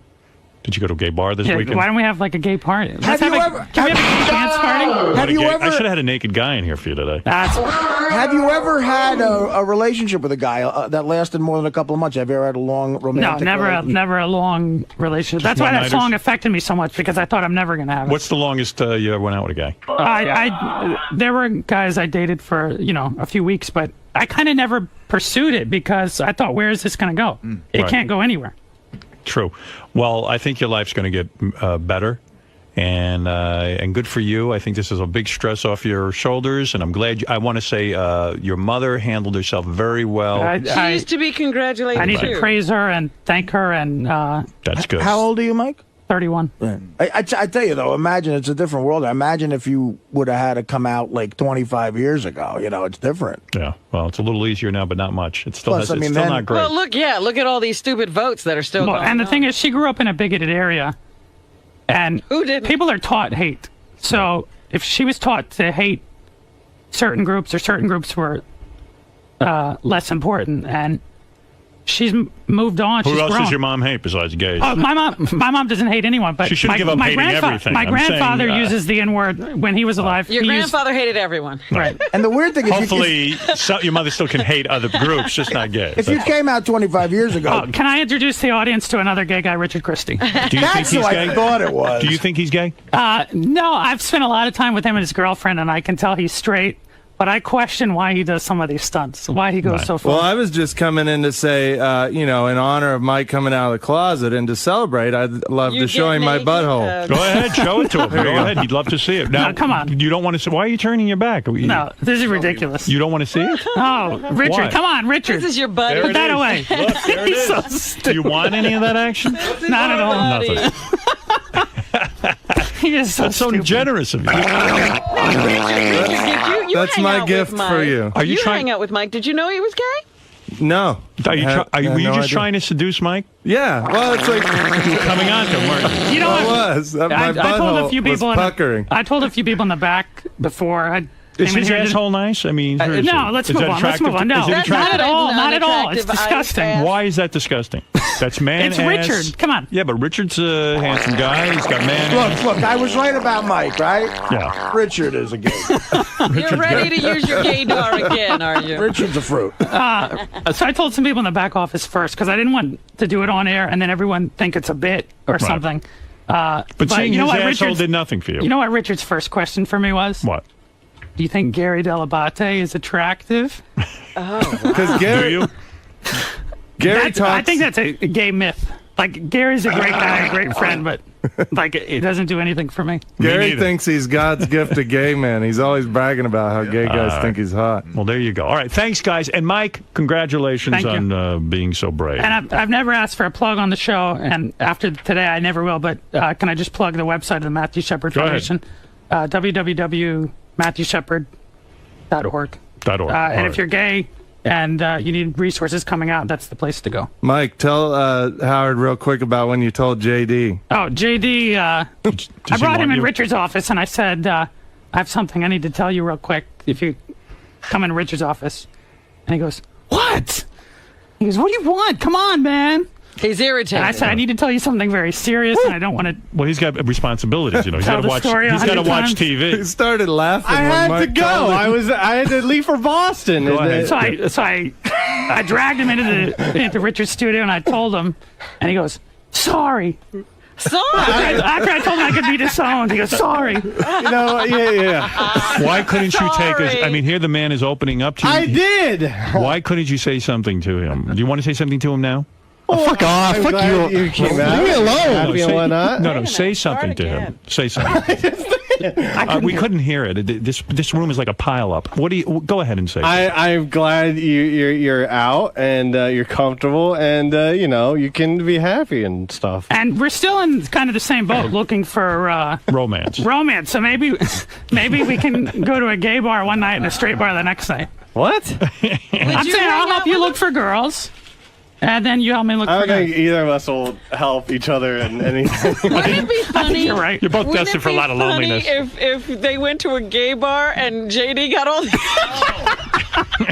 I think that'll happen. I got laid twice. JD's like, I got to work for the gay basher in Boston. Hey, JD, what'd you do over Thanksgiving? Did you go see your mom? No, I didn't. I went to Ohio and she wasn't able to make it. So what? What do you want me to do, dude? Whoa! Stop. Your mom who abandoned you No, and shut ran up. off with a guy in Hawaii. You made plans to see her for Thanksgiving and she didn't show up? No. I didn't. She had to work. She had to work What? the day before and the day after. She told you she was going to be in Ohio and she wasn't there? Things came up. Why do things always come up when I it don't comes know, to dude. seeing you? I don't know. What I happened? really don't want to get Explain to into me. You went to Ohio. I don't want to get into it, dude. You mean you made plans to meet up with your mom in Ohio? No, I made plans to go to Ohio. Why Ohio? Because that's where my dad is and a lot of other family is, including my both grandmothers. And she said she was going to come and see you. She originally said she was going to come up there, but things came up. Wow, what'd she call you and tell you? Yes. What'd you say? I said, okay, I'll see you whenever. What did she do instead? She had a Ralph in Hawaii. I don't know what she did on Thanksgiving. She did whatever she did. I don't know. She celebrated. I talked. I mean, we talked for a little bit. What do you think that is? Mom's always avoiding him? Yes. Mom's always. Stop it. What do you mean, stop it? The irony I don't need kids were incidental. What you say, I get, and I don't need that getting. What? Oh, that was extraordinary. that was an all-star The comment. irony is, I was afraid of my mother rejecting me, and his mother is rejecting me, and he doesn't care. And he's not even gay. JD's straight, and his mother disowned him. You see, it happens to others. Imagine if he was gay. Yeah. If you were gay, I'd own you again. Happy Thanksgiving. So who were you with on Thanksgiving? Your dad? And who was? Does he have a? Does he have a wife? No, he doesn't have a What's he got? He's got a girl. What? The Will is such a douchebag. Will? He's got a new girlfriend. A new girlfriend. Ooh. He does? Listen to that laugh. Doesn't it suck? I would hate. How was that hanging out with them? It was fine. It was fine. Didn't What's his bother you? new girlfriend like? She's fine. She's quiet. We're all quiet. So, we don't really know each other. So. How old is she? Oh, I don't know. She's around my dad's age, I'm sure. I don't know. Does anyone? So when you're all quiet, like, does everyone just sit there and eat and no one talks? Yeah, is it a quiet table? Sometimes, at times, yes. That's a night. You know what I've had nightmares about was like if my old man lived and him and my father, him and my mother weren't together. Right. And like he had like some hot young chick as a girlfriend, and I just would want to strangle him and her. Like, is that what's going on? Are you jealous that your father gets broads? No, I'm not jealous of anything. You're not? No. It's all good. It's got to be hard though. Your old man, he's old. No, he found somebody. They found each other. Who does the cooking? Who cooked? Oh, it was like my grandma and my aunt and. Did they badmouth your mom for not showing up? No. No. Did they leave a seat empty for her? No. No, she wouldn't be there anyway. This is my dad's family. It's all that Midwestern. They don't talk about anything. Keep it all bottled up. Like, maybe you could go on MySpace and find her. That's true. Like Italian and Jewish I know families. my mom is asshole. Italian and Jewish families from the East Coast are all like, oh, she can't come. What's her problem? Did your dad find his girlfriend on MySpace? I don't know. They've been going out for a while, supposedly. I know your mom met the Hawaiian guy on the internet. Did your dad meet the girl on the internet? I don't know. I love busting your balls. Well, was she with the Hawaiian guy on Thanksgiving? Yeah, they're married. Do your grandparents all have dates too? No. All right, listen. Go Everybody ahead. has a date with JD. High pitch Mike. High pitch Mike didn't either. So there. And me. You want to be high pitch Mike still or gay Mike? No. It's funny you asked that. Thank God for this voice. I'd much rather be referred to as high pitch High pitch Mike. It is. Okay, very good. High pitch Mike, everyone, and How about I'm Fruity happy Mike? for you. Fruity Mike. I'm happy for you, Mike. Thank you very much. And thank you guys for all. Everyone here has been ultra. Your shirt says it best, my friend. Erase hate. Erase hate. Erase hate. Good. All right, thank you, Mike. Thank you. Mike, how do you feel, man? What's the big news story today? I don't know. You tell me. How do you feel? Very relieved. Very good.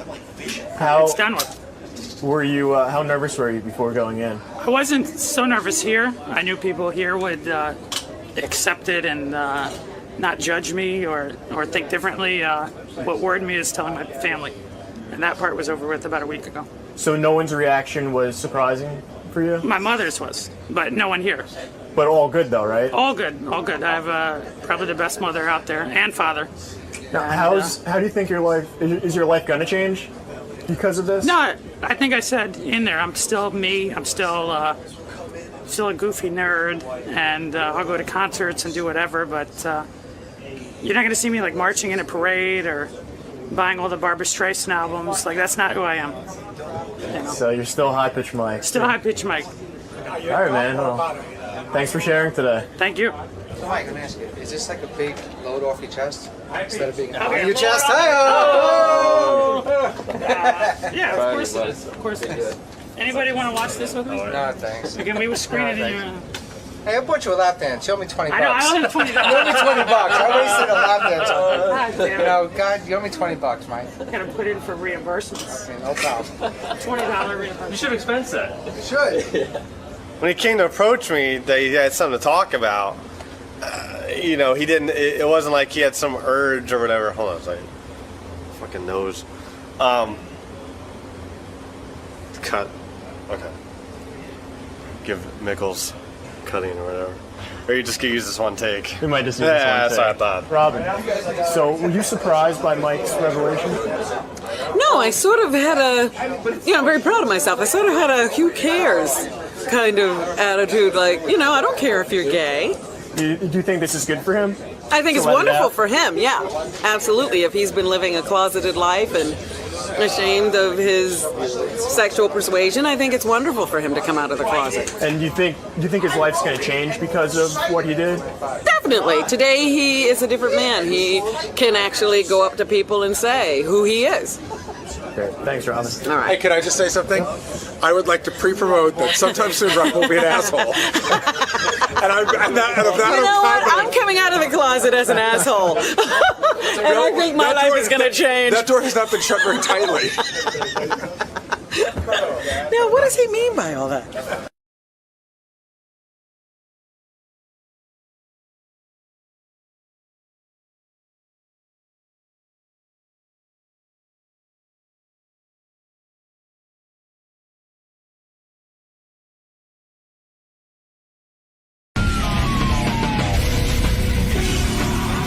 I was listening to the wrap-up show on the way in, the replay of the wrap-up show, and there was a lot of Artie talk, a lot of Artie speculation. Which is always good. It seems it's like the stock market. Analysts get on, and we try to figure out, is it going up or down? Yeah, it was funny. I mean, I listened to it. I go, my God. One guy called in and said, listen, the show is nothing without Artie, basically accusing me of being a horrible entertainer. Right. And I was like, wow. And I heard one guy say, Artie contributes more to the show without even showing up. Right. By not showing up, he's giving you guys material. Anyway, so here is the latest in the Artie saga. This is Artie on the phone with Jason this morning. Robin. All right. Here is the great Arthur Lang creating yet more material for the show and more speculation. Yo, dude. Jace. All right. Is the recorder on? Well, yeah. Okay, good. I wanted to make sure it was on. I don't want to get you fired. Thanks, dude. How you feeling? Listen, I'm definitely coming in today, but I'm going to see a doctor who agreed to take me at like 6:30. So I just have to go to this doctor's appointment, and it's right like 10 minutes outside of the city. So I'm just going to go, and I should be there by I'm open 8 o'clock. Okay. All right, so I'm definitely coming in. All right. This is the only time I could get a chance to see this guy. All right, dude, you feeling all right? I'm all right. I gotta go. I gotta go get like an upper GI series or whatever. I don't know. Sounds major. I have no idea what that is. But... No, it's like they look at the upper part of your stomach. I had it done before in L.A. once. It's real pleasant, but that's not what this is. It's a long procedure. I gotta go get something else. So. All right, dude. I'll let Gary know. I can do the upper GI thing when I'm not during Christmas vacation, but I'm going for something else. I'll definitely be in today, all right? All right, dude. All right, I'm just later. 8 o'clock, I'm open. Any later, I'll call you, but it should be 8. Okay, cool, dude. You want to do another take, or? Can you cough and laugh a little? Were you comfortable with your performance? I'll talk to you later. Bye-bye. Well, Robin, you're a nurse. What is going on here? He sounds really sick. And anybody who needs to see a doctor at 6:30 in the morning should be admitted to a hospital. Right. That's pretty good. Where does he come up with these doctors? These doctors are amazing. He's always going to see a doctor. Well, in all fairness, I read the life story of Elvis Presley. Dr. Nick was available 24 hours a day. And we know what Dr. Nick was prescribing. Well. And why Elvis needed him. Ay. I don't know what's going on. What about, like why Look, would you again, if I had a cold, I mean, I had a cold a couple, did I go to see the doctor? No, I don't know. Did you? Again, I am telling you, Artie is either hiding a horrible terminal illness. Right. Maybe he's like Patrick Swayze. He actually has cancer. Well, he doesn't have the kind of cancer that makes you lose weight. It's new cancer. That's true. Yeah. Well, anyway, there was tons of speculation. I heard the wrap-up show, and it was funny because I was listening to Gary. Gary goes, someone called him and goes, you guys are terrible to Artie. Isn't there some sort of union there for Artie? And Artie needs a union? Well, then Gary goes, there's no union for what Artie does. And then I'm thinking to myself, what's AFTRA? Well, he does have a union. I like that what Gary does Artie need the union for? Artie gets tons of benefits, takes off anytime he wants. I wouldn't be in his union. The union's like, hey, how do we get this guy's deal for anybody? But anyway, hopefully Artie will be okay and be in at 8 o'clock, and we can question him. Well, he'll then. get whatever that is taken care of. He'll be in at 8. Yeah. Fred, what do you make of the latest Artie phone call? I'm with Robin. I don't know of any doctor that opens his doors at 6:30 in the morning, and if he's able to make it to 8 o'clock, you know what you do? You come into work, you gut yourself through it, and go to your doctor's appointment at 11, 12 o'clock. According to Fafa Fuhai, in Artie's defense, that Fafa Fuhai has a doctor, he says, that's available like from 4 o'clock in the morning on. Has he ever seen him at 4 o'clock in the morning? I've never heard of such a thing. In my entire life, I've never heard of such a thing. Gary, not unless it's an emergency room. He gets up to do rounds at 4 a.m. every morning, so I could contact him if I wanted to. But I think his first appointment is 6:30. Wow. He'll start taking appointments at 6:30. Yeah, but, Artie had something that made him miss work yesterday, and now he needs to see the doctor at 6:30. My question is, why? Why didn't he see the doctor yesterday? He had all day yesterday. Why, at 6:30 today, is he rushing to see the doctor? He was following the Plaxico Burr story. All right, Dominic Barber, you're on the air. Listen, come on now. I have 50 employees. There's no way in the world that this makes any sense at all. If he had to see a doctor, he goes yesterday afternoon. What is the doctor going to do for him? And I'm worried about him. I'm really worried about him. In all fairness to Artie. Yeah? What hasn't been fair to Artie? Well, let me just say, in all fairness to Artie, couldn't it have been that he started to feel better yesterday, and then last night became very, very agitated. Had a relapse. And did said, he maybe sound in distress on the phone with Jason? No. Then No. that's my point, Howard. What does he need to see the doctor at 6:30 in the morning for? And in Delaware?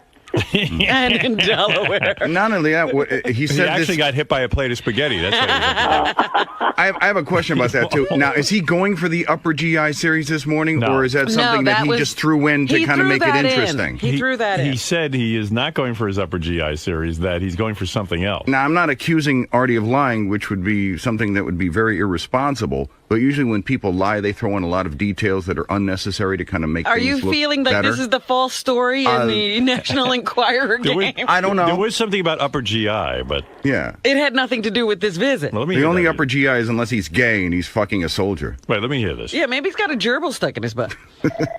Yo, dude. Jace. All right. Is the recorder on? Well, yeah. Okay, good. I wanted to make sure it was on. I don't want to get you fired. Thanks, dude. How you feeling? Listen, I'm definitely coming in today, but I'm going to see a doctor who agreed to take me at like 6:30. So I just have to go to this doctor's appointment, and it's right like 10 minutes outside of the city. So I'm just going to go, and I should be there by I'm open 8 o'clock. Okay. All right, so I'm definitely coming in. All right. This is the only time I could get a chance to see this guy. All right, dude. You feeling all right? All right.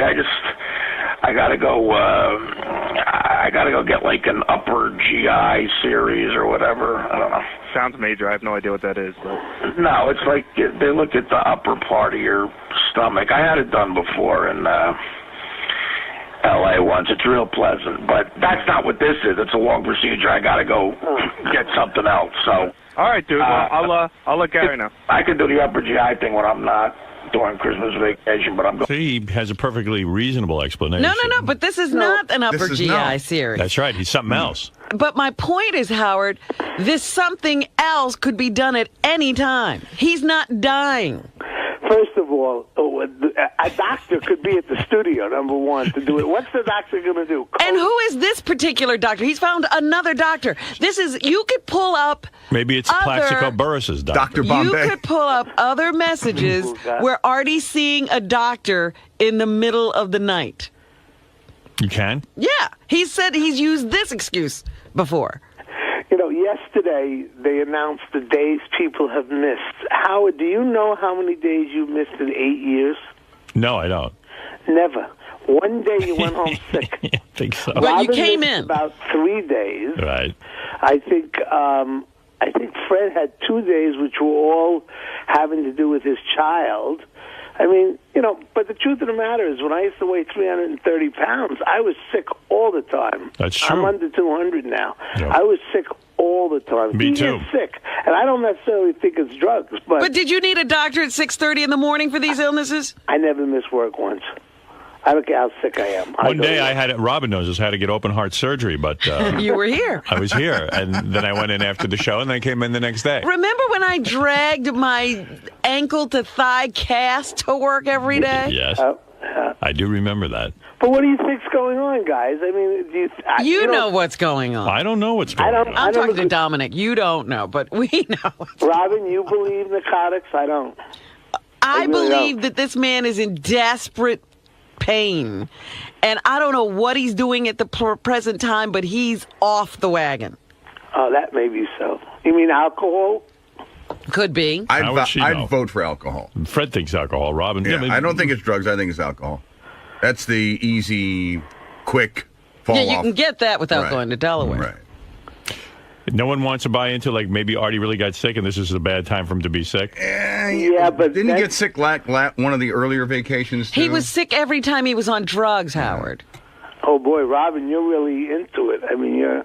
Robin's really taking a hard line. I don't think he's on drugs. He has never been sick. He has always been on drugs with all of these calls. Although, you got me thinking yesterday. Actually, we have Artie on tape saying, like, when he came back from the last time, he said, if you ever hear me calling sick, that means I'm on drugs. Using? Yeah. I remember, getting an email on that. Yeah. If you ever hear me use that excuse, that means I'm using. And he's using the same, the doctor. I told you before, who are these crazy doctors who are always seeing Artie in the middle of the night? In Delaware. All right, thank you, Dominic. Only Artie gets this kind of medical attention. Yeah. Any other issues that have to be discussed with me, or can I hang up? Well, if you're ready to get into how that plate of spaghetti ended up on your head, then let's go. Yeah, target practice. Yeah. Oh, wait a minute. I got to go see my doctor. I'll call you later. All right, goodbye. Dominic has an appointment with his doctor at 6:30. All these doctors All working right. so early in the morning. All right, Ryan, you're on the air. Go ahead in East Brunswick. Howard, it's Artie's doctor. I'm calling in from Hoboken. Thank you. Go ahead. Can you give us a report on Artie? I can. I just got the results of his upper GI back. It appears he actually has a vending machine lodged in his lower intestine. He swallowed a vending machine. He somehow swallowed a vending machine, yes.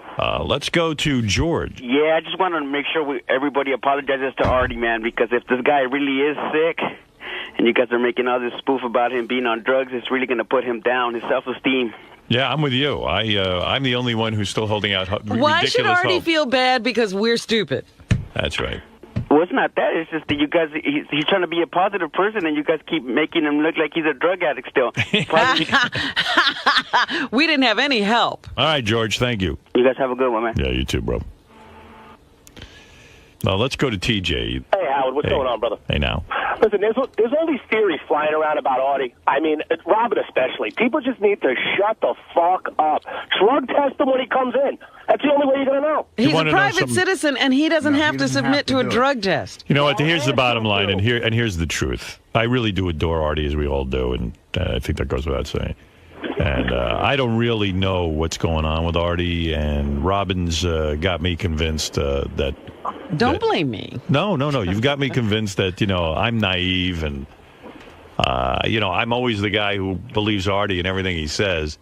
And I feel he's making me look like an asshole. Howard, you've been sick in your life. Have you ever needed the doctor at 6:30 in the morning? I would have to be dying in order to... I'd be in the emergency room, as you say. Absolutely. But, so, I love Art, and whatever's going on with him, I hope he works it out, but I don't know. I know he's supposed to be in intensive outpatient therapy. I don't even really think he goes. He's not in any. It's not intensive, number one, and I don't even know if he goes. Somebody sent me an email yesterday. Said intensive outpatient rehab is 5 days a week, 3 hours a day. Yeah. Yeah, it's like he'd have to leave here and then be in rehab. There is nothing intensive I got that from about somebody. that. Hey, do you want Sal went and took a secret poll whether they think, do you want the results? Go ahead. Or whether they think Artie is on drugs or not? He took a secret poll from 20 people. Okay. Do you want to take a guess at what the results are? I'd say 20 people think Artie's on drugs. No, there were 5 that didn't think he was. Oh, okay. All right, so that's pretty good. He's got supporters. He's got Artie supporters. You know what? You got to give him the benefit of the doubt, though. 'cause I got to tell you something. No, you don't. Listen, Robin, listen to me. Not everybody. I mean, rehab is good for a lot of people. The rooms, AA, stuff like that is good for a lot of people. But there's a lot of people it doesn't work for. And I was one of those. I tried the meetings for NA and stuff. It didn't do shit for me. I mean, well, it's funny. And, you know, I was listening to the wrap-up show, and they were all discussing Artie and stuff, and somebody said, Artie needs to go away for his 28-day rehab. Right. I remember hearing somebody say that. And I said to myself, the sad thing is, people act like that's the cure, the 28-day rehab. But they also said that you should sit him down and tell him that. Listen, I've sat Artie down and said, anything you need to do, you can go do. Yeah, but they're saying right now that you should sit him down and say, look, Artie, you have to go away. Send him away? I don't know. Did anybody read the book Too Fat to Fish? You got to kind of want to go away. Right. Well, that's the big thing. Because the one thing that worked for me was actually my good friend sitting me down and saying, look, we don't know what's going to get you better. We don't know whether it's rehab. We don't know whether it's this. We don't know whether it's that. But whatever it is, we love you. And whatever it is it's going to take, just figure it out and get it done. Right. And that's the one thing that worked for me. All right, there it is. Yeah, but it's something different for everybody. Right. Well, that's the thing. I mean, instead of saying, he needs this, he needs that, he needs this, just, the best thing to do. I mean, what worked for me, individually, was when people said, hey, man, we love you. We want you to be better. Whatever you need us to help with, we'll help. And, we got your back. Instead would you mind, TJ, would you mind if your friends would come over here and talk to Artie? Yeah, because they seem to know what to do. Yeah, we don't know what to do, so you do it.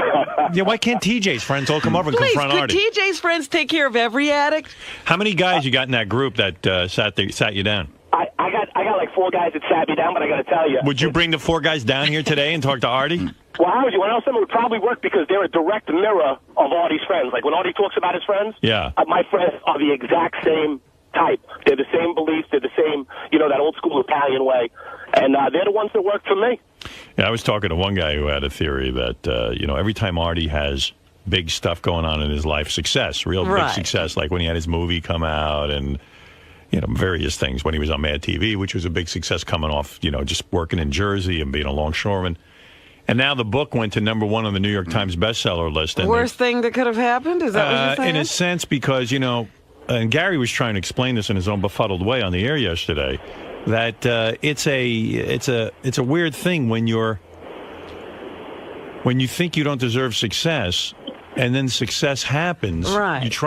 You actually go berserk because you sabotage. Someone told me they hang around with a bunch of these Artie shows, and Artie will bring some people around that seem kind of questionable, and they're old friends of Artie's, and someone said to me one old friend was really scaring the shit out of them, like it just was like a creepy guy. Right. And it was almost like Artie was giving him money and stuff because I think Artie feels guilty because he's successful and why should he be? He's even talked about that. Yeah, so there's a whole, who knows what's going on with this book.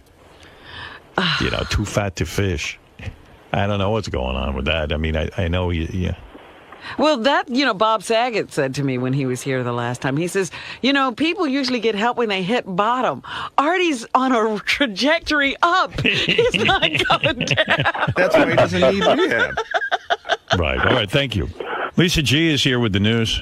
The real news is that she's having her cookie party again. Yes. And unfortunately, I'm not going to be able to make the cookie party. I had said I was going to come. Did you RSVP no? I RSVP'd yes because I wanted to come. But did you tell Lisa you can't? Not yet. I'm not going to be able to make it. Oh, well, there's going to be vegan cookies there for you, too. I know. She just wrote me this little note about the vegan cookies. So funny. Gary comes in. He's got a whole story about Lisa G. Hey, Gary, come in and tell your story about Lisa G. I'll tell you the story. Let Gary tell it. It's better. What's the story? We got into a fight. Uh-oh. This is so great. What's so great about it? It's funny. Why? You just threw a party. This is great. Lisa got so freaked out in the hall. Really? Yeah. She got, like, outraged. Yeah, go ahead. Describe it. I'm in Richard and Sal's office, and Lisa's in there.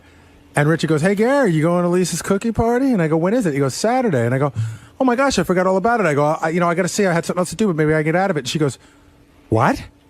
The list is closed." She goes, RSVP's over. She goes, "How insulting." Oh. And I go, "Are you being serious?" I thought Lisa was breaking my balls. She goes, "That is so insulting." And I just walked away because it just freaked me out. What is she talking about? It's insulting for me to try to come to her party after the RSVP list is closed. I sent it out 6 weeks. Why are you laughing? You just threw a party. It's not a wedding. It's not a wedding. It's a cookie party. Some It's a people come cocktail. at the But last wait a minute. second. I'm spending money on this. I'm hiring a bartender. Why are you having someone. a party? You're not having any fun on it. Stop I am it. having a lot of fun. Is That it doesn't really make full? me happy. If Robin drops out at the last I'm minute? going to try to get there. I'm trying But to. wait a second. Robin was the hold on, first one Lisa. to RSVP. Is that insulting if now Robin doesn't know she's going to get there? Because if I said that, you'd be all pissed. No, I Either would- you're coming or you're not. No. You need to know. You have a list. That's right. She was, I'd say, the first one to RSVP. Okay, I but think now- that's But her so RSVP nice. was a fake. I Right. mean, Oh, stop Now that. she's she's now waffling, backing Lisa. out. What, you just spent money on a wedding. What if Yeah. someone did that to you? I don't care if it's a wedding, a cookie party, a cocktail party. I think a cookie party's way different. Like, I have people over to my home, and like sometimes at the last minute they go, "Hey, we just changed plans. We're going to be around." Why would anybody go to her party, man? She's not a team player. That's Well, no we one- all went to actually, your I wedding, heard- man, because we're all part of you. She's not part of us. I heard Lisa actually. Yes, she is part of us. She doesn't. She does the but news. she doesn't participate. But Ronnie, why should we go? I heard Lisa's upset because only 2 people RSVP'd yes from the radio station. Yeah, because nobody's going. Is that true, Lisa? Not a team player. I'm having about 50 people. Right, but who's coming from here? Well, Robin was going to. Right. Nobody. Isn't midget school in session? You're late. Who else, Lisa? Ooh. Had enough. Yeah. Hey, there'll be midget cookies there. Mr. Keebler will be there. So Yes. Who else is coming from the say the air staff? Well, Robin was. Right. Benji. And Benji. Benji, are you Tim? going to go? I might. Are you going? Maybe. Well, he RSVP'd yes. Yeah. He won't go. I might. What time does it start?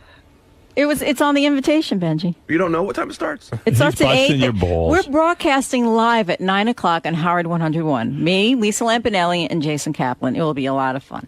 And then no one will be there from the radio show because you're keeping everyone out. You would think, Howard, you would think if she's doing a broadcast and I would showed interest in coming, okay, I forgot about it, that she might want me to be there. 'cause it'd be more I forgot interesting. about it. But That's she's- so mean. That hurt. It's hurtful. I'm sorry if I snapped. Okay, it's hurtful.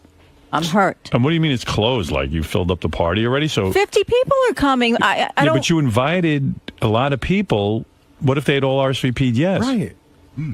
I invited enough people to know. I've had enough parties to know, as you have, that some people can't make it, have kids, but you want to invite them because Right. it's the nice thing to do. Parties are so funny. So in other words, you invited people you hoped wouldn't The come. midget's back. Yeah. Dude, she has a 2-by-0 apartment. Yeah. And she Like your invited personality. Everybody was out in the hallways last year. It's ridiculous. At least if you're going to have a cookie party and invite 100 people, have it in a place where everybody fits. It's more fun this way. No, it's not. Isn't it crowded in your medicine cabinet where you live? You know what it feels like. Hey, whatever. I You're won't not be going? there. Why are you not going? I'm busy. Really? You're not going to go? I'm not going. I went last year. I had to stand in the hall all night. I did. You got there late. Remember No, I didn't. I got there early. I was standing. Maria Melito was there, and I was standing talking to Maria Melito in the hallway on the steps. You couldn't even get in. And you have to walk up. It's not even an elevator. It's like the old Studio 54. You have to wait outside to get in. Wow. Lisa, what's up with that? I mean, why It's have a party? crowded. You can't even fit all those people in your apartment. Because And yet it's I'm my sure it's house. rude to People your... were laying on a bed last year. It does get a little Isn't crowded. it rude to your neighbors, too, that No, people are in the I hallways? tell them. I tell them. Yeah, but they're hanging out in the hall. That's all right. It's over early enough. All right. Thank you, Lisa. I didn't even do my headlines. Oh, you don't what are care. your news? The headline is Gary can't come to the party. Ronnie, so it sucked last year? Suck, dude. We were standing in the fucking hall. What is it? That What hurts. kind of party is that? Oh, you don't like standing in the I'm hallway? sorry, Jason. I know you're part of it, so. I don't want to upset you. I wouldn't go to that. Wait, so what? People were like packed in the hallway, packed in her bedroom? Yeah, in the hallway, in the bedroom. She has a kitchen that's half the size of the green room. You could try to go in and get a drink. People are like stepping all over you, spilling stuff on you. And there's no ventilation. I mean, like you could drop dead in there from the fucking heat. Why are you so upset? Because I put a lot of work into it. Everyone thinks, oh, a little cookie party, but it's my apartment, it's my home. It takes a lot of work. I try and make it nice. I'm hiring help, spending money. What's worse? I have to clean. I have to buy liquor. But what's worse, Ronnie bashing your party from last year, or Gary? No, I'm used to the parties being crowded, and honestly, I think a crowded party is a good party because you end up talking to the person that you're squished next to. Greg, what's up, man? What's up? You tell me, Artie. You missed yesterday?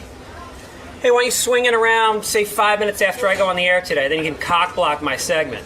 Last time I'm on, I asked Robin how she and Jim are doing. She has a breakdown, says we broke up. Next thing you know, there's about 7 seconds to talk about me. The time before that, one of the whack packers choked it. We had to talk about him for 3 segments. I fly in from LA for this. I pay for my own hotel. Thanks a lot, man. Who's out there, Greg? Yeah. Yeah, tell him to come on in. Okay. Greg Fitzsimmons. Artie was supposed to be here around 8 o'clock because he had a 6:30 doctor's appointment. Well, when you're going to the doctor at 6:30, there's no guarantee you can get to work. You know how doctors can hold you up.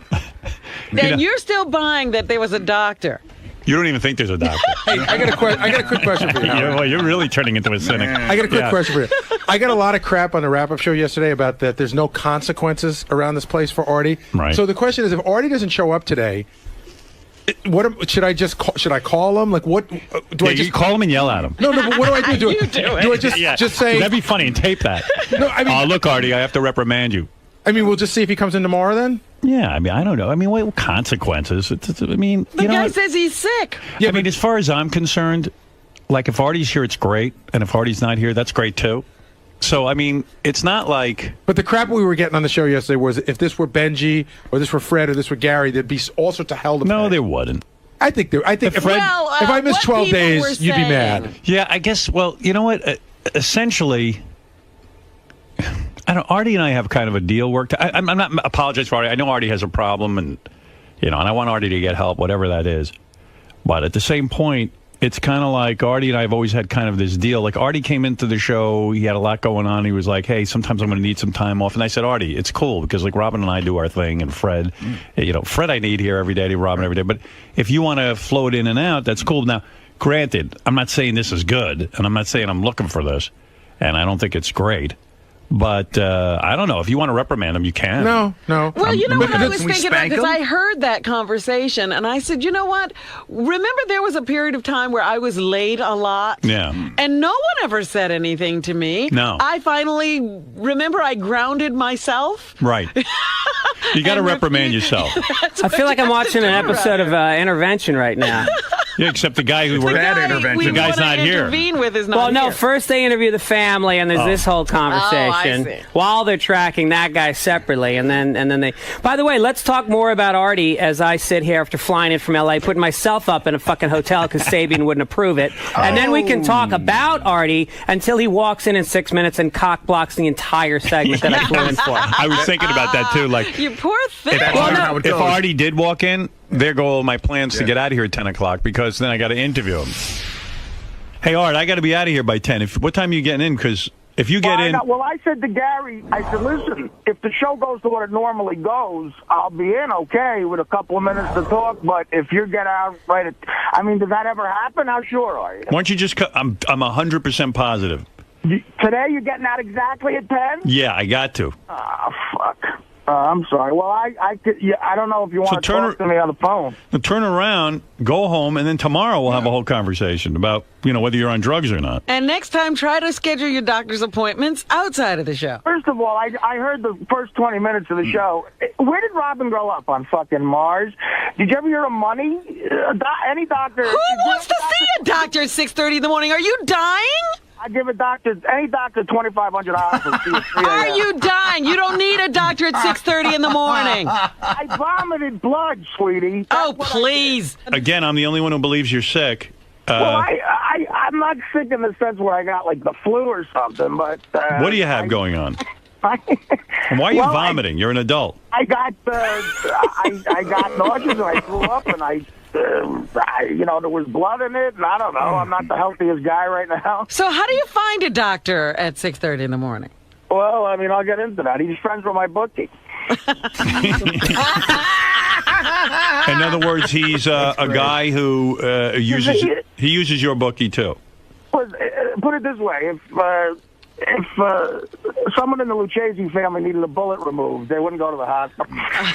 So if this guy knows your bookie, it's Greg Fitzsimmons, Artie. How are you? Oh, hey, Greg. How you doing? Good. Well, good. A lot of fucking elbow room on the couch today.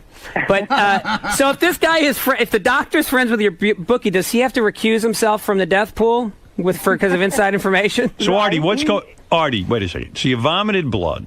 Right. Okay. When?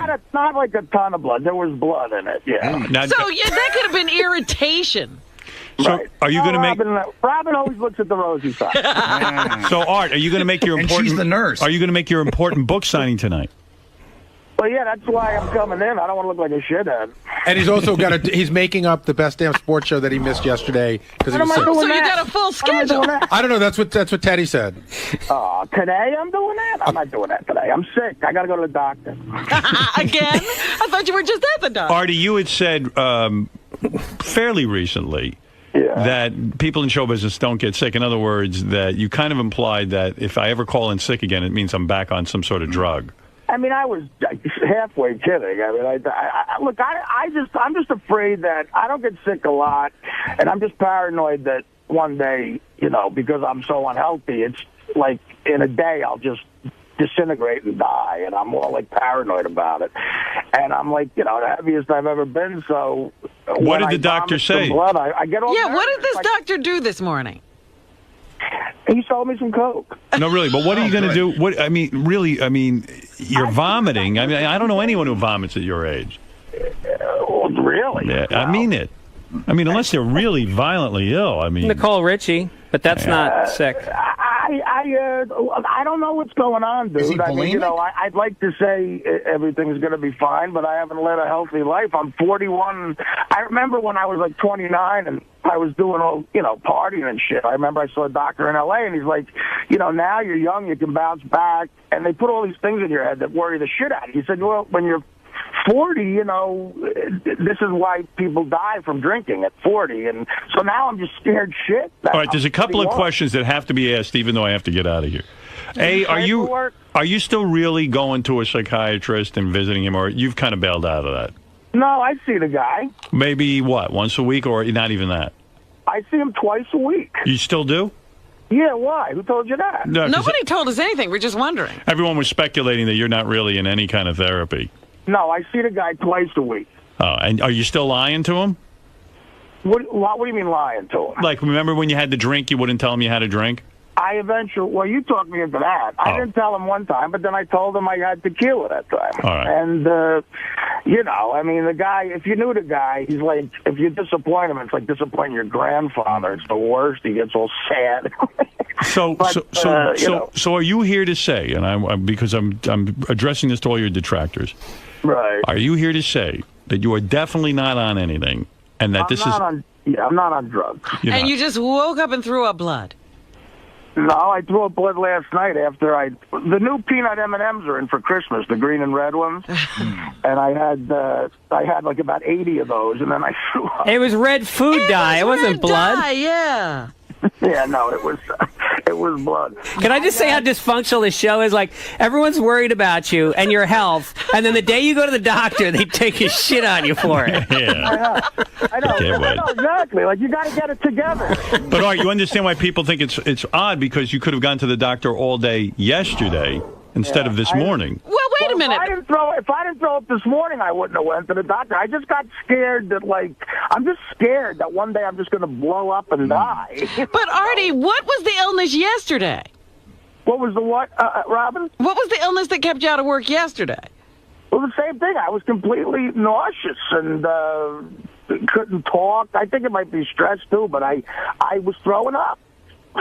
I didn't throw up any blood, though, you know. And Well, then, after you throw up a bunch of times, you might throw up some blood.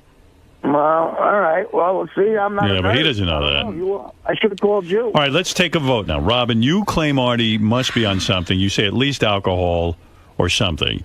Now that you've heard, because alcoholics do throw up blood. now that you've heard Artie's explanation, are you willing to say that perhaps he really was sick? I'm not willing to say Artie was sick. Okay, so you're sticking to your Listen beliefs. to him. Does he sound sick now? Not at all. That's the last $40,000 party I throw you. Oh. So you're saying that Artie's in real trouble and he's on Yes, something. yes. And that's what's going on That's this time. right. And by the way, Artie, that's a fair opinion because a couple of times when I fell for this, you really were on stuff. You don't fall for anything, Stern. You're really making me look like an idiot because I'm wrong every time. I'm still buying that you're sick. I really am the only guy who buys this. Fred, Thank God, because you're the most important guy in the room. If Robin was the star of the show, you'd be I'd dead. be 5 years ago. I'd be doing sound effects on Adam Carolla. you know, Fred, you said yesterday you believe Artie's at least drinking. I think he's at least drinking. I think it's a combination, maybe some booze and maybe some bad spicy food or something like that. That's he might be aggravating an ulcer thing going on. So you think that what Artie's saying now is a lie? In terms of being no, I think he's sick, but I think it's because of abuse. You think he's still using? Not drugs. What is he using then? He's drinking a little bit, probably more than he should. He probably shouldn't be drinking at all, but that's the way it is. I can give you the opinion of the 4 construction workers in the truck right next to me. They're pretending they're putting needles into their arms. No, I don't think he's that. I don't think he's Greg doing. Fitzsimmons, He's way too alert. You are a guy. You yourself have gone to rehab. You know the score. You're in the Hollywood game. What's going on with Artie? Is he in fact sick, or is he lying right now? Fat. I'm going to go with fat. You're saying that he's ill from being overweight. Well, I think when you're sick, Artie, you might want to rethink the medication. Like if you were sick in the morning and then you ate 800 M&Ms, like that's you got to eat well if you are sick in the morning. So you're saying he's not using any substance? No, Artie's not using substances. I think this book tour Has been Artie ever used substances? Absolutely. I've sold him some. All right. So First you of say all- you're first, saying First of all, Greg's only link to show business is selling me drugs. I wish he had a guest house behind his house. I would be Cato Kalin. No, I think I think that Artie, honestly, he's fighting the good fight right now. I would like to see him get into a more intense recovery program when he has a break, because I think that's the only way to get solidly sober. Right. But I think he's doing a great job, and I don't think this is a case of him falling off. Even I feel silly saying I believe Artie, but because here I go again believing Artie. I really do. I mean, I always am the one believing Artie, and then, of course, he always comes in and goes, look, I was on heroin. Or Right now, he's in bed. He's not in traffic. You think he's in bed? No, Artie, I've been wrong. He's not in traffic. Artie, I've been wrong every time. I admit it. I think he's at a diner. Let me get an audience vote real quick on Artie, okay? Before we run out of time here, and then we can continue this tomorrow if Artie's here. Let's see. Artie, you going to make it in tomorrow? All right. I got the upper GI series at 6. All of his doctor's appointments occur during this show. During the show. You're the first guy I've ever met who called in fat to All work. right, Dan, go ahead. You're on the air for audience vote. Go ahead.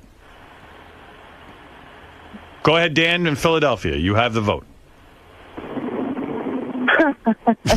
The vote is not going well. Dan, is Artie full of shit, or is he for real? Artie's full of shit. Oh. What do you mean, oh? Like you're surprised. Well, I'm the Greg Fitzsimmons believes him. That shit is an excuse. He's going to be in by 8. Then he's like, he bullshits around. Now he's not coming in at all. He knows you're going to leave early. All right, so you say Artie's using. Oh, definitely. All right. All right, thank you. Marianne from Brooklyn, go ahead. Artie wants your marbles. You have the greatest job in the world, Artie. I used to want to be High Pitch Eric, but now I want to be Artie Lang. Do whatever the fuck I want to do whenever I want to do it. And Howard, you got a soft spot for him. I don't know if you're using Artie, but you're doing something. Maybe you're a closet anorexic. I don't know, but something's going on with you, Artie. And I can't figure it out, but I want to be Artie Lang. All right, Artie, she votes to be Artie Lang. She's the winner of the I Want to Be Like Artie Lang essay contest. You do whatever you want, Artie. Come on. What's going on? After I read that book, I was crying all week.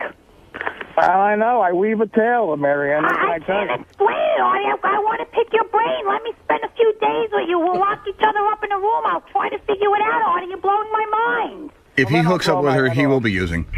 All right, let's go to Renee. Renee, go ahead. Certainly someone must believe Artie. Yeah, Artie, you know what? I'm in recovery, and I believe you're in denial just like you were months and years ago. You know, most addicts have relapses. That's part of recovery. But the main way to deal with it is saying, yeah, I fucked up. You know, you're human. We all make mistakes. But the thing is, if you want to stay clean, you gotta want to be in recovery. You gotta want to stay sober. If you're not ready, just say I'm not ready. I fuck around, I get high, I do this, I do that. So Renee, you think Artie is lying now? I mean, he's saying he's. Yeah, because I used to get high, and I know if I didn't have my heroin, I can't work, I can't function. At first it becomes a hobby. Artie, what do you think of Renee's opinion? I think Renee sounds hot, first of all. You want to bang Renee? Yeah, but she's saying it's my... Well, I know. I've been relapsing for 15 years. Yeah, well, you're not ready to stop. Then you don't want to stop getting high. Just go ahead, get high. Enjoy Well, it. you certainly believe that Artie's on his way here. You don't think he's laying in bed like Rob believes. Yeah. Does anybody see a bed in traffic? Hey, Artie, honk the horn so we know you're really in the car. Honk the horn? Yeah. Yeah. He's probably sitting in his garage. No matter what, this woman, you can't. Oh, boy. Gilbert, you're on the air. Go ahead. Yes, Gilbert. You're on with Artie. Yeah. Well, Artie said he was going to blow up and die. Well, he definitely got the first part right. But he's definitely on drugs, no question. All right, thank you. Well, Artie, the audience vote seems to be that Artie's on drugs. I am with Greg Fitzsimmons. I believe Artie is not on anything. I think he's abusing, but it's not drugs. So I'm in the middle. Alcohol is a drug. But let me qualify. And food is a drug for him. Yeah, that's what I was going to say. Like what that woman said. I mean, recovery, it's all in. You can't have a drink once in a while. And I really am proud of Artie. I think he's come a long way. But ultimately, it comes down to getting to where it's zero. And, I know a guy who had been sober for 10 years, and he talked to a friend of mine who'd been in AA forever, and he's like, look, if you need to lapse, you need to lapse. Like that woman, no one's going to kill you, and you might have to find your bottom again. This guy started drinking. Hasn't fucking stopped. 5 years ago, the guy lost his girlfriend, job, everything. Oh, there's a All happy right, ending. Artie, don't do that. Well, he's looking for his bottom. Yeah. Well, listen, Artie, you got to hurry back because so many people called into the rapper show. It was rather depressing to me. They said when Artie's out, the show's no good, so you got to get back. They quite frankly said you contribute more even when you're not here. Yeah, you were actually a contributor by being out. Well, no, I know. If I ever want real publicity, I just stay out. Right. So, No, but look, I don't know what to tell you. I am sorry, Howard, that I haven't been there, but I don't know what to tell you. I'm not on any drugs right now. I'm just not feeling good, and I went to a doctor to check it out. How about the obligatory swear in your mother's life? I swear on my mother's life, but I'm an atheist. It doesn't matter. Right, I told you, he can swear on anybody's life. He swore on his father's grave. That's true. Yeah, but he's dead already. What the fuck? But That's why he has the that's why I grave. knew that meant